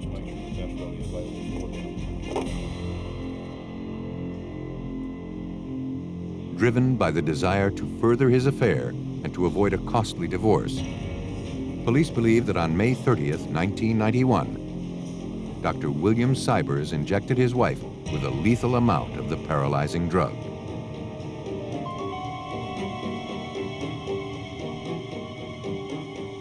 He then tried to use his position as chief medical examiner to conceal his crime. State of Florida versus William. In January 2000, Dr. William Cybers was convicted of the murder of his wife, Kay. So we all done at Pensacola, Escambia County, Florida. He was sentenced to life in prison. Date 3/23/2001. Some killers believe that by using an untraceable drug, their crimes will go unpunished. But with each advance in forensic science, there are fewer poisons that can escape detection. And that means a better chance for investigators to solve those once elusive cases of toxic death.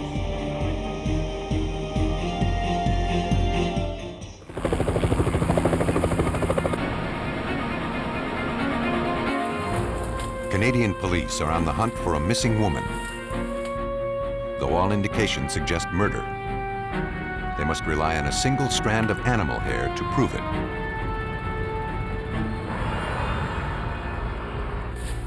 When an Ohio woman vanishes, suspicions swirl around her husband.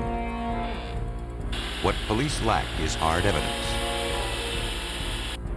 In Missouri, a man is found brutally murdered. Doesn't look like it. To catch his killer, police must piece together his final minutes. Sometimes, the murder suspect is immediately apparent, but the proof remains elusive.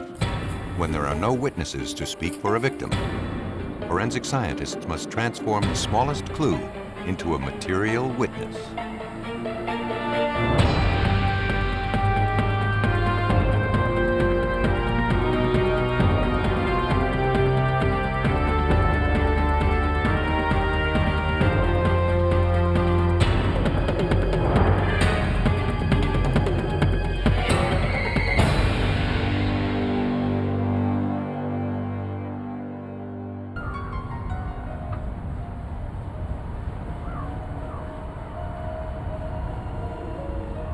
Tucked away in the Gulf of St. Lawrence in the southeast corner of Canada lies the remote and sparsely populated Prince Edward Island. On October 7th, 1994, the Royal Canadian Mounted Police, or RCMP, responded to a complaint about an abandoned vehicle found on private property.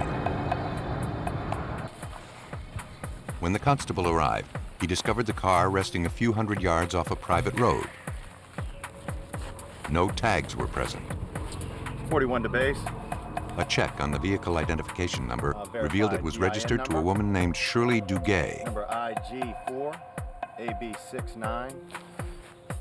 Police arranged to have the vehicle impounded and then began trying to track down the owner. But when the woman failed to return their calls, detectives decided to go to her address. There, they were met by Shirley Duguay's father and her children's babysitter. The news of the abandoned car concerned them. Shirley, they said, had not been heard from in some time. The babysitter said that she last saw the 32-year-old mother of 5 4 days earlier. Shirley was leaving to run some errands. She never mentioned where she was going. She said goodbye and promised to be back in a few hours. For RCMP Inspector Alphonse McNeil, the story had raised a troubling question. We wondered why they didn't report her missing. They said that they were concerned that an ex-common law spouse by the name of Douglas Beamish, who she had the three young children with, would end up getting the children if social services found out that she was missing or gone. So they tried to hold back that information as long as they could, hoping that they would find her. For investigators, the time for waiting was over. Fearing that harm may have come to Shirley Duguay, police processed her abandoned vehicle for clues. What they found was not encouraging. Dozens of tiny reddish-brown stains tested positive for human blood. And barely visible bloodstain patterns found on the windshield and larger ones on the seats were consistent with having been caused by someone being punched or bludgeoned. There was blood in the vehicle. Shirley Duguay had been missing for 4 days, so we were concerned that Shirley Duguay had met some form of demise in that vehicle. Investigators returned to the area where the abandoned car had been found.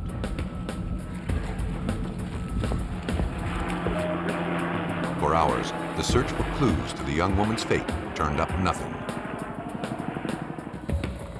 Then, 500 meters from where the car was discovered, investigators found something. It was a pillow stained with what appeared to be blood. And a short distance away lay a blood-stained T-shirt. A shovel was also found nearby. All of the findings pointed to murder.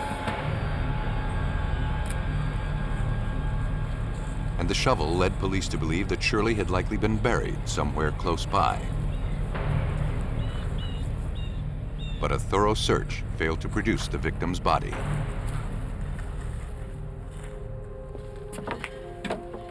Now, police wanted to speak with the man who had the most to gain from her disappearance.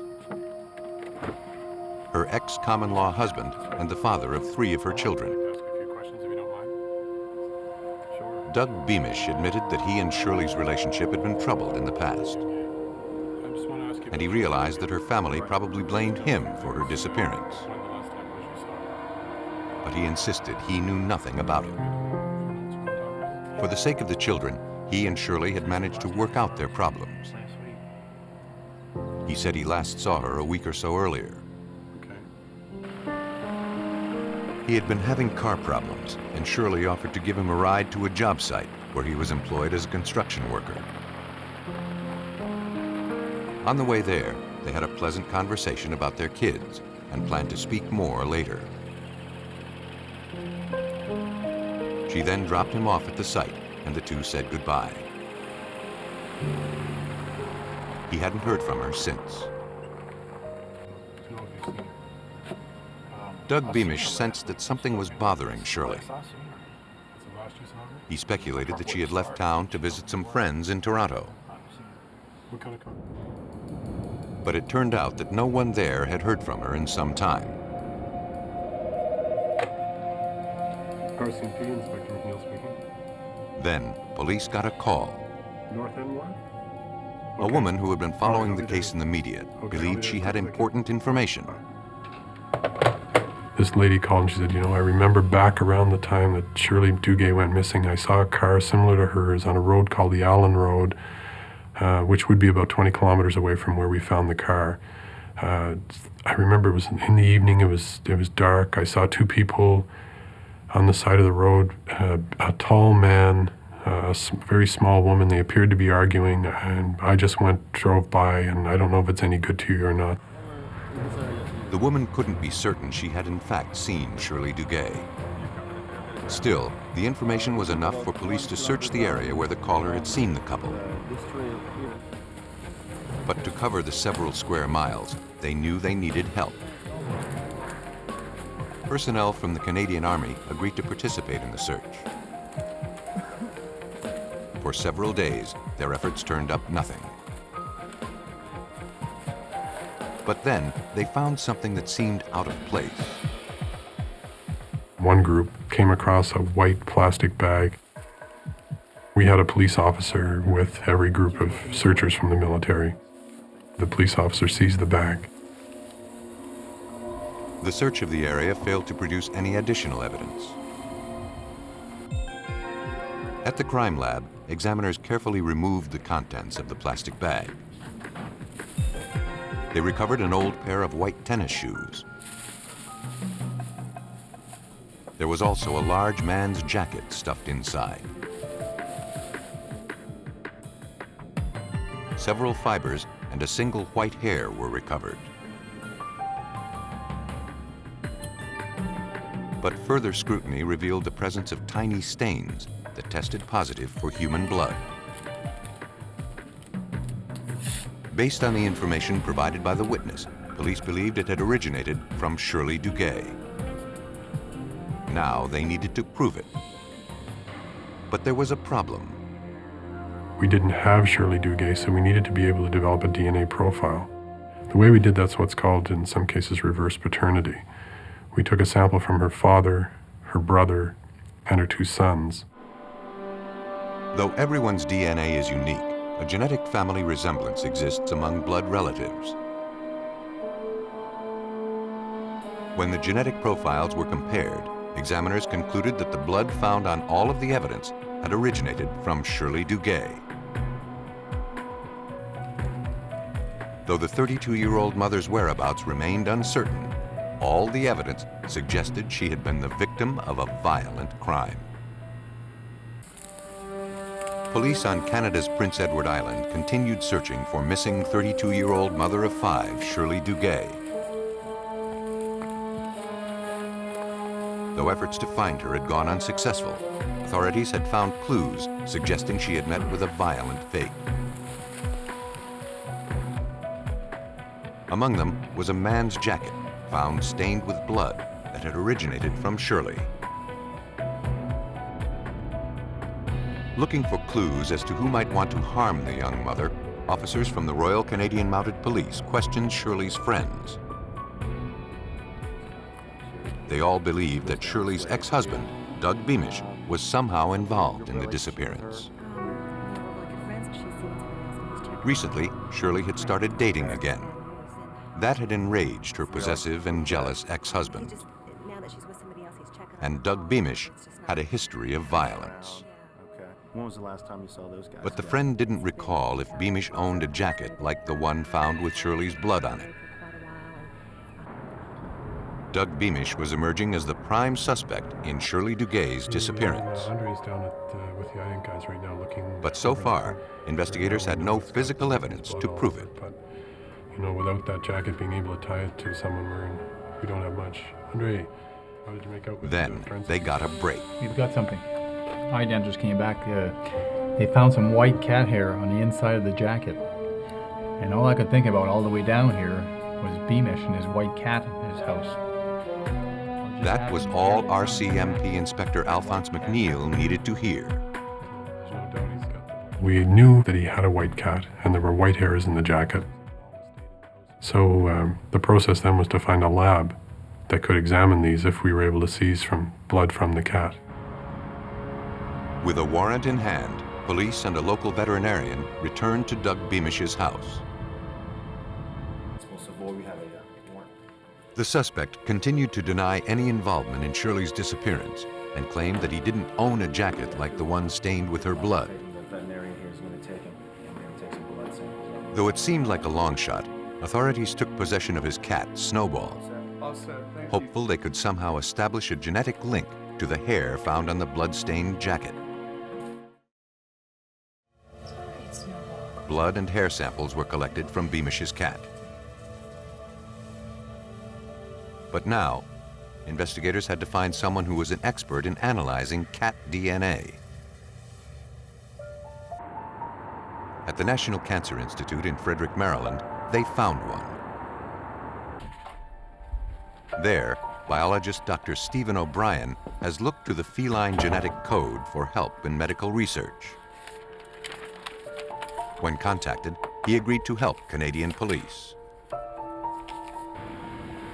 But Dr. O'Brien and his team never imagined that by cracking the feline genetic code, they might also help crack a baffling criminal case. The request to match a cat's DNA was unique in medical and legal history. First, examiners generated a genetic profile of the white hair pulled from the bloody jacket. Once completed, the results were then compared to the profile generated from the samples taken from Snowball. What we discovered was that the genotype was identical to what we had seen in the jacket hair. So we were pretty sure that the jacket hair had come from a cat which had the same genotype as Snowball. Though the scientists felt confident about the results, they could not be absolutely certain of them. It was possible that the few thousand cats roaming on the isolated Prince Edward Island shared a common ancestry. To find out, biologists needed to generate more DNA profiles of other cats on the island. We had to determine what the status of the population was so that we could make the calculation of how likely it was that we were wrong in pronouncing a match. Examiners went to work developing the genetic profiles of 20 randomly selected cats on the island. When O'Brien compared the results, he found that none shared a DNA signature similar to Snowball's. In fact, the odds that the hair found on the jacket had not come from Beamish's cat were 45 million to 1. Please send your socks. Through Snowball, authorities had established a link between Doug Beamish and a jacket stained with his ex-wife's blood. But Inspector Alphonse McNeil wasn't satisfied. You step out 1 foot at a time. Next, he obtained a warrant to collect impressions of the suspect's feet. Good. Just step out 1 foot at a time. Now, he hoped to tie the suspect to the pair of white running shoes found with the jacket. We thought, well, if we can put those running shoes on the feet of Douglas Beamish somehow, that would be pretty solid evidence besides his cat. Dr. Keith Bettles, a forensic podiatrist, received the evidence. He began by creating plaster casts of the suspect's feet in order to reveal all of the unique characteristics. People's feet are unique because we walk on them all the time. We have lots of different stresses, lots of different forces on our feet. Feet are practically as individual as fingerprints. The casts of Beamish's feet lined up perfectly with all of the wear patterns observed on the insoles of the white shoes. A single strand of cat hair and a discarded pair of shoes had given investigators the evidence they needed to implicate Doug Beamish in the disappearance of his ex-common-law wife.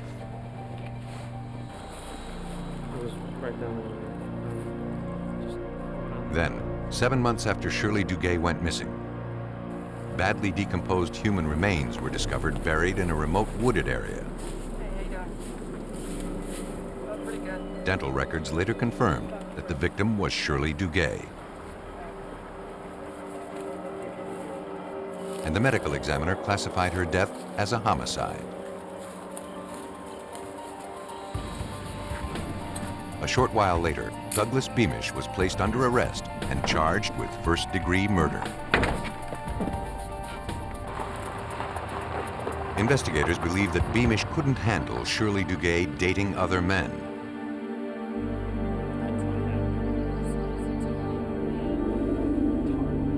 Somehow, he manipulated her into giving him a ride in her car and directed her to a remote spot.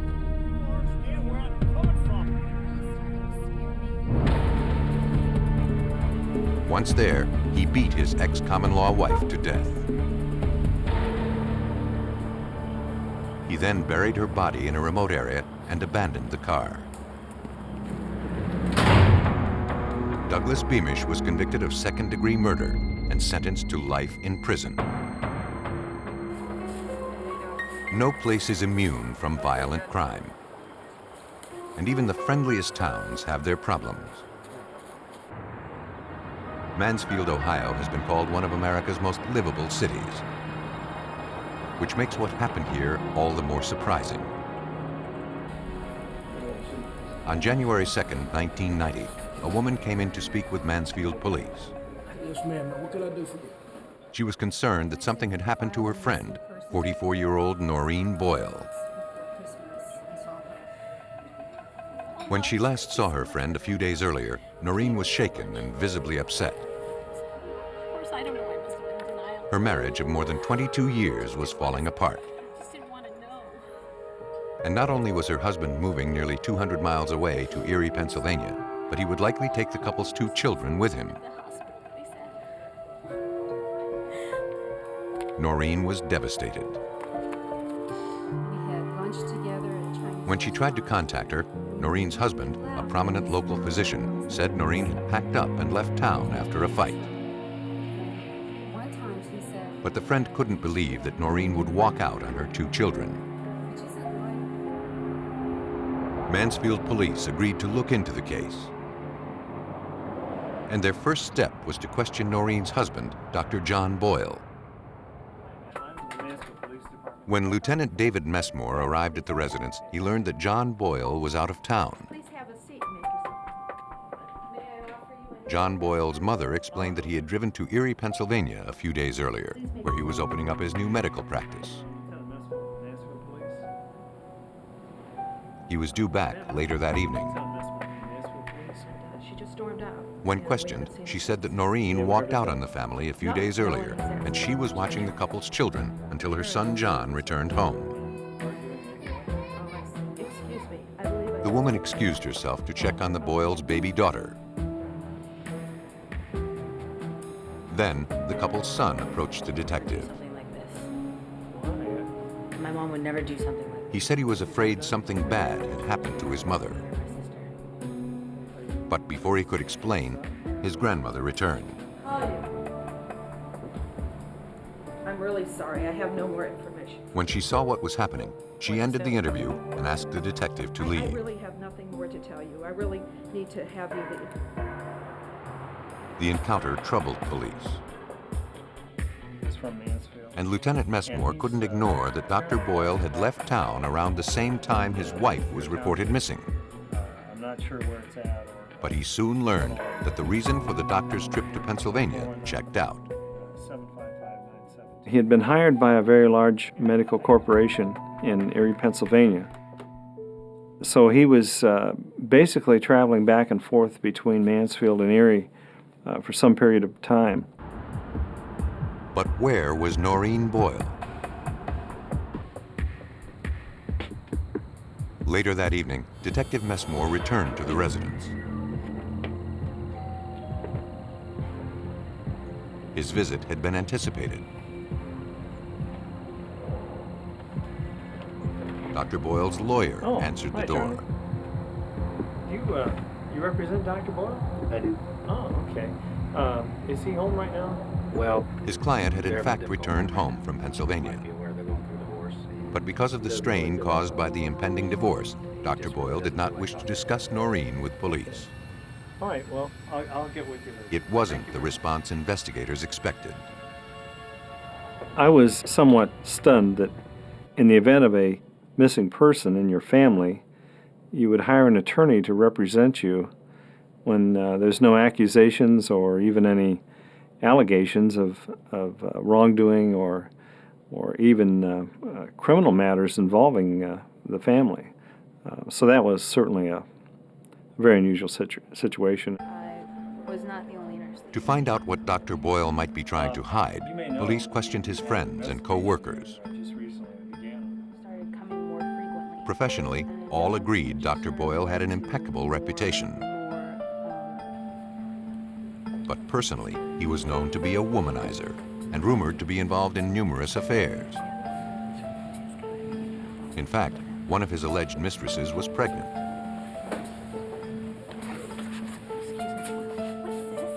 And everyone speculated that the child belonged to Dr. Boyle. Though that made him a bad husband, it didn't mean he was capable of physical violence. In fact, only one person seemed to believe otherwise, and that was the Boyle son. Concerned for the child's well-being, Lieutenant Messmore caught up with him after school. The child was eager to tell his story. He said that the night before his mom disappeared, the sound of his parents arguing outside his bedroom woke him up. I heard a big thump on the wall. He heard a loud and my thud, dad came, and then there was threw me in the silence. bedroom, checking if I was sleeping. A few seconds later, his dad peeked into his room. The boy was afraid and pretended to be asleep. The next morning, his mom was gone. His dad told him that she packed up and left. But he didn't believe his mom would leave without saying goodbye. Did you have a conversation with your dad at all? Though police had no evidence that a crime had been committed, they began to theorize that the noise heard by the child might have been the sound of his own mother being assaulted, or worse. Police in Mansfield, Ohio continued their search for missing mother of two, Noreen Boyle. And now they theorized that her husband, Dr. John Boyle, was somehow involved. Though police had no hard evidence that a crime had taken place, they were able to obtain a warrant to search the Boyles' Ohio residence. Using luminol, a chemical that reacts to the proteins found in blood, technicians began scouring the house. But their efforts failed to turn up any evidence of a violent crime.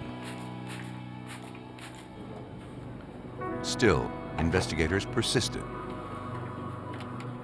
To learn more, they contacted authorities in Erie, Pennsylvania, where Dr. Boyle was setting up his new medical practice. Hi, Mill Creek Township Police Department.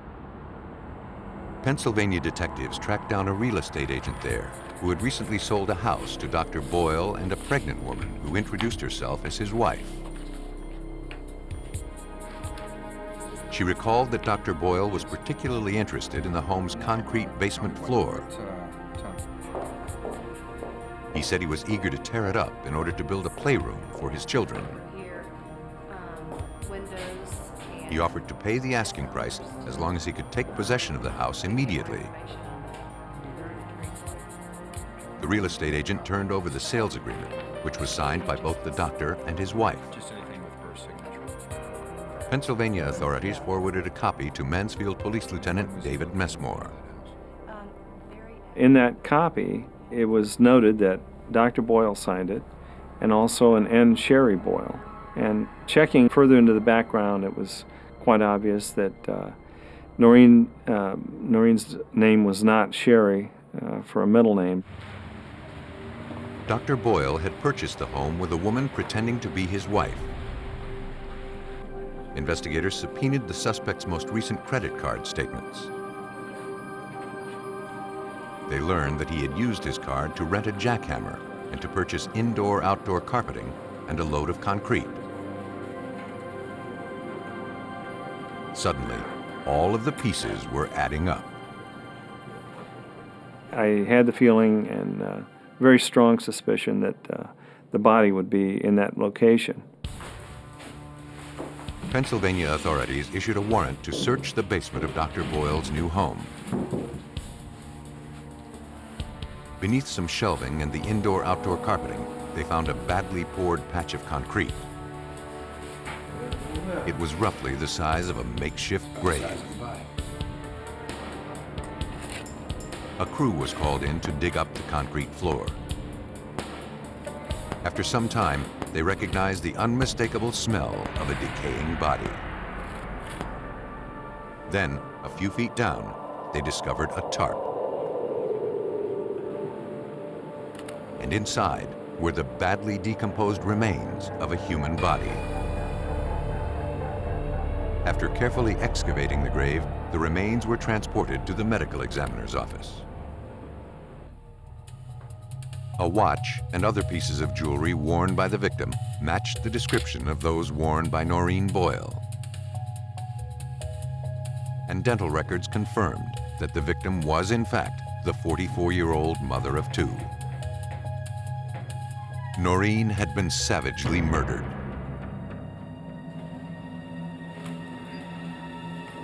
Look for Dr. Boyle.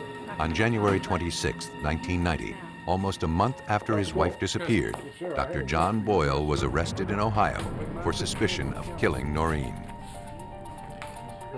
Despite the evidence against him, the doctor maintained his innocence.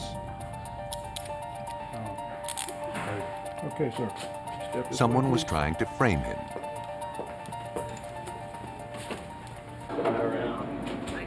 That seemed ridiculous to investigators.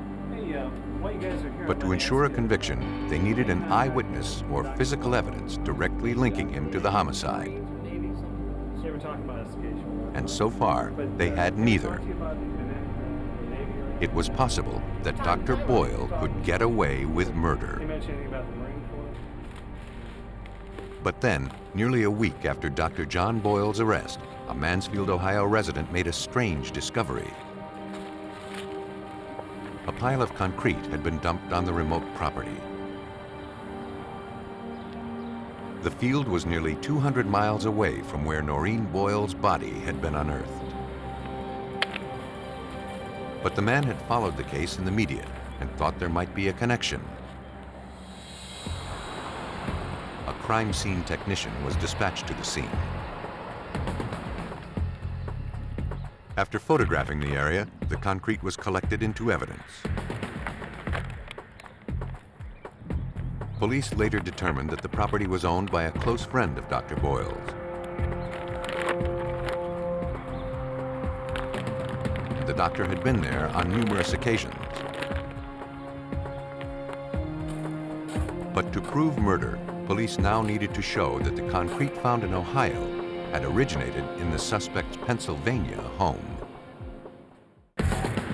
Police had found missing 44-year-old Noreen Boyle buried in the basement of her husband's new Pennsylvania home.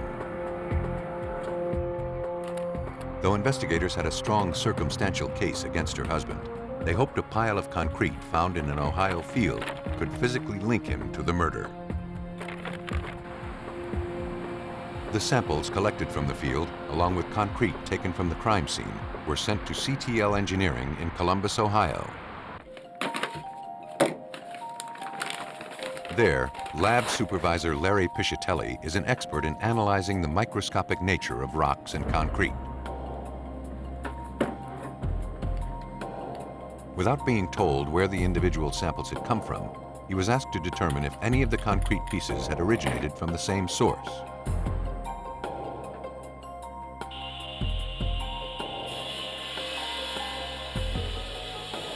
To analyze the internal structure of the concrete, the samples are cut into cross-sectional pieces using a diamond-tip saw.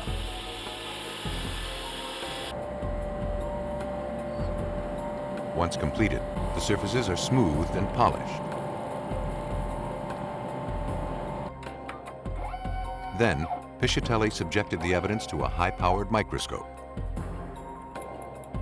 Concrete is a mixture of stones, gravel, and sand, called aggregate, bound together by a cement paste and some trapped air. With the help of a computer, Piscitelli measures and counts each of these components. To the average eye, all concrete looks pretty much alike. But in fact, each chunk has a unique story.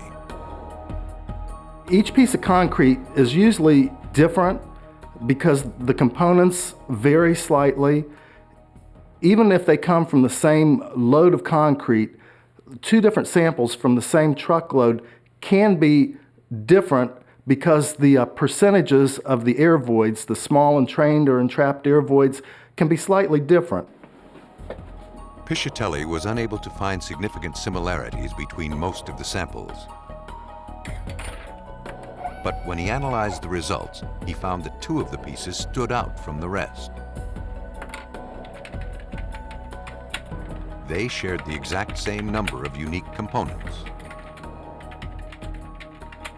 These two pieces of concrete had some unique characteristics that were peculiar just to those two pieces of concrete, and based on all the data and analysis, the numbers being exactly the same, I was able to show that those two pieces of concrete came from the same structure. Of the two samples that matched, one had come from the pile of rubble found in Mansfield, Ohio. The other was collected in the basement of the suspect's new home in Erie, Pennsylvania.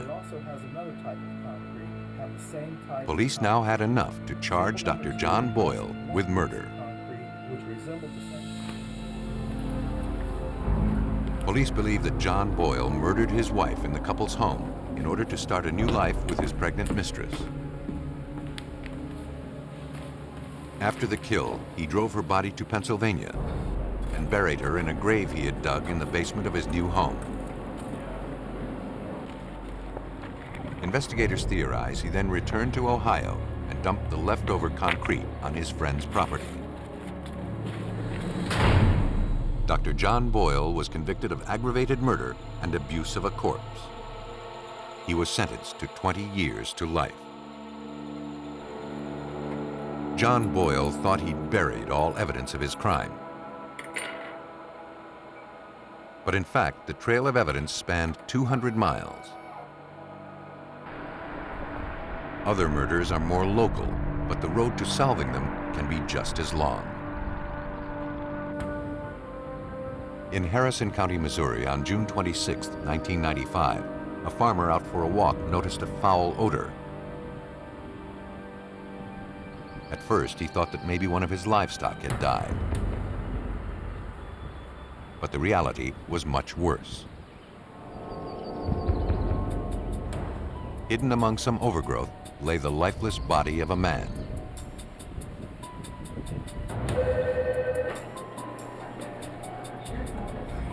After receiving the 911 call, dispatchers contacted officers of the Major Case Squad, a group of law enforcement personnel from several neighboring jurisdictions.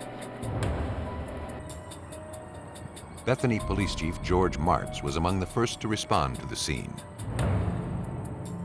We had no idea when we arrived who the victim was. There was no identification on the body that we were able to determine at that time. But the manner in which he died was clear. He had been shot several times. Police recovered an empty box of ammunition. And a few feet away, they found several spent shotgun shell casings. Then, Sheriff Greg Kuhn from the nearby Grundy County Sheriff's Department arrived at the location.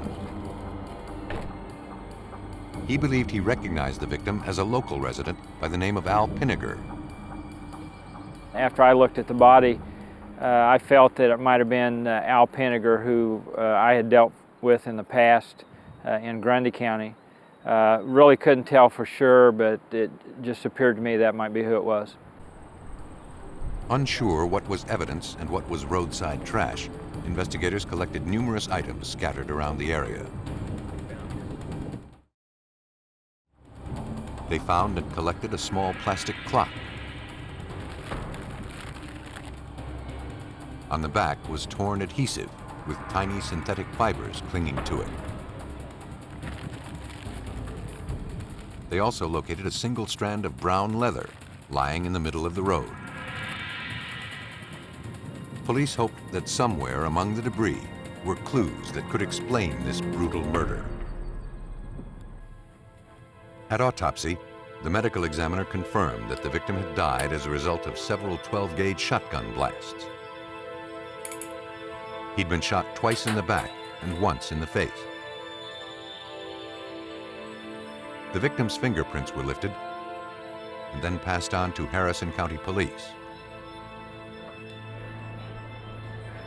Investigators requested Al Pinniger's fingerprint card, which was on file in Grundy County. When they compared those prints with the ones taken from the homicide victim, they found a perfect match. Now, detectives from the Major Case Squad had to figure out who wanted Al Pinniger dead. Major Case Squad. Soon they got their first break. Okay, when did she report him missing? Police learned that the victim had been reported missing a few days before his body was discovered. Okay, thanks for calling. And the report had been filed by his fiancée. Police immediately arranged for an interview. The victim's fiancée told detectives that she and Al had been living together for some time. She said that she last saw him a few hours before he went missing. You need anything from the store? She had left the house to go run a few errands. All right, I'll see you later. Al said he was going to cut the grass and do some work around the house. He hadn't mentioned any plans to leave that day. 5 days ago. Recently, she had been trying to help him overcome a drug problem. He had been doing his best to stay far away from his drug-dealing friends. John Middleton. She suspected, however, that he had seen some of them that day. When she returned home later that afternoon, she passed a pickup truck coming out of her neighborhood. She didn't see Al in the truck, but she knew the vehicle belonged to a couple that he used to deal drugs with. So he's been dealing with drugs? She believed Al may have been ducking down to avoid being seen. When the fiancé arrived home, she discovered that Al and his 12-gauge shotgun were gone. The information provided police with their first real lead. Okay, guys, here's what we got. They ran a background check on the couple, identified as John Middleton and his girlfriend Maggie Hodges. Decomposed. You and Rodney.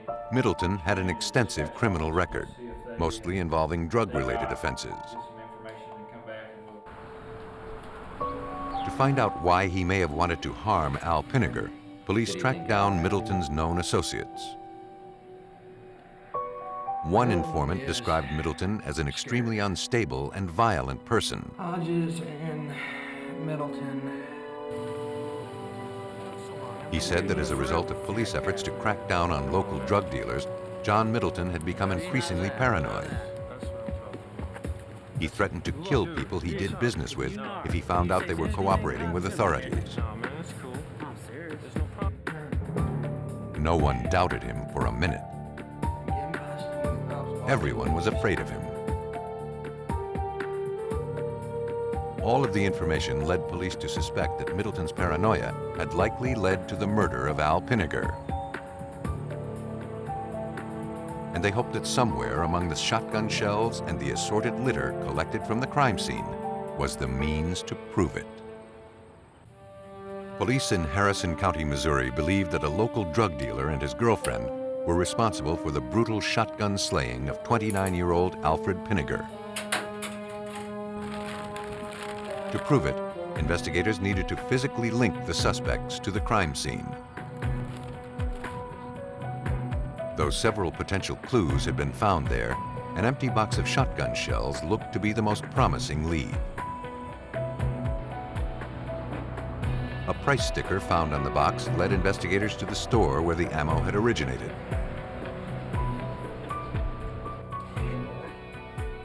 An employee there pulled recent sales records. According to receipts, several boxes of shells were bought on the day of the murder.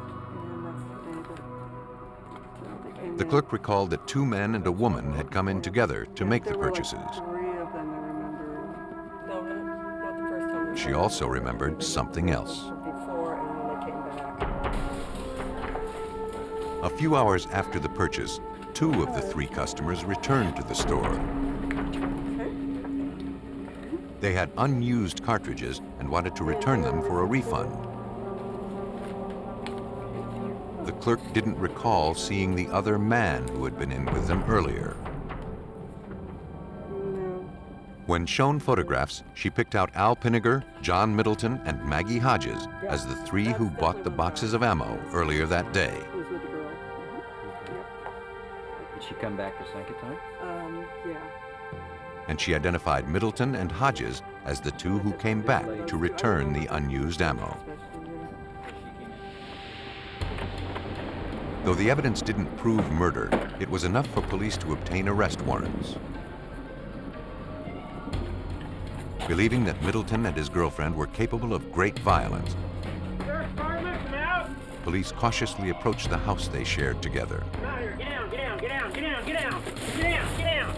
John Middleton was quickly subdued.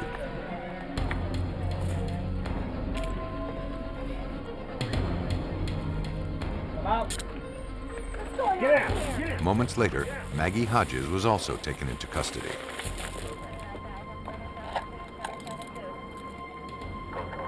After the suspects were removed from the scene, police began searching for proof of murder. Inside Middleton's pickup truck, they collected a fringed brown leather jacket. As the search continued, technicians found a potential clue. Bethany Police Chief George Martz. We took a piece of the dashboard from the Middleton truck that had a sticky substance on it, and on that sticky substance were fibers. Those fibers appeared to match the clock we found at the crime scene. So we removed a piece of the dash, the entire dash, and sent that to the lab for analysis. All of the evidence was forwarded to the Missouri State Highway Patrol Crime Lab, located in Jefferson City. There, criminalist Kathleen Green worked the case. Almost immediately, she noticed that the fringes on the brown leather jacket appeared identical to a piece of brown leather found at the crime scene. I looked at the jacket to see if there was any fringe missing from it, and did find an area where there was a piece of fringe missing. I then compared the question end of the fringe to the question area on the jacket to determine if it was originally attached to it. Though the pieces lined up well, Green was unable to conclusively state that the piece of leather had in fact come from Middleton's jacket. She turned her attention to the stick-on clock found near Al Pinniger's body. When she compared the adhesive on the back of the clock to the adhesive stuck to Middleton's dashboard, she found numerous similarities. It was the same size, it had the same coloring, they were both made of the same type of material. When the torn edges of the two pieces were placed side by side under a comparison microscope, examiners found a match. Next, fibers found on the stick-on clock were compared to carpet samples collected from the vehicle. Criminalist Jenny Smith found one consistency after another. We determined that the fiber from the clock face, this would have been considered the question fiber, was similar in physical and chemical composition to the fiber from the suspect vehicle.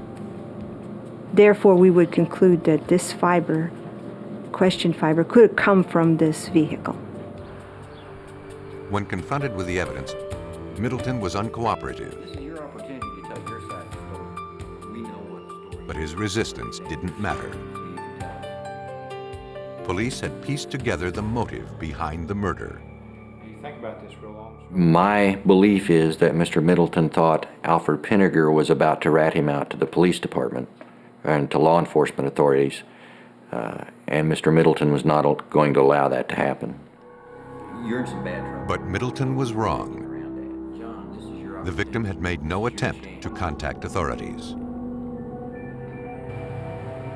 Police believe that on the day of the murder, John Middleton and Maggie Hodges drove to Al Pinniger's house. They asked him to go target shooting, and he agreed. What he didn't know was that he was the intended target. At some point, however, that became clear.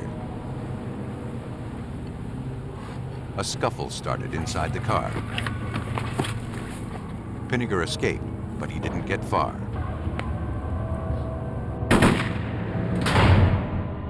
John Middleton was convicted of first-degree murder and sentenced to death.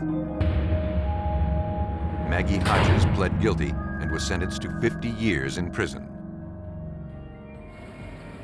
It takes motive and opportunity to commit a murder. And it takes hard evidence to solve one. When clues are few, forensics experts provide the know-how to turn the most ordinary object into a material witness.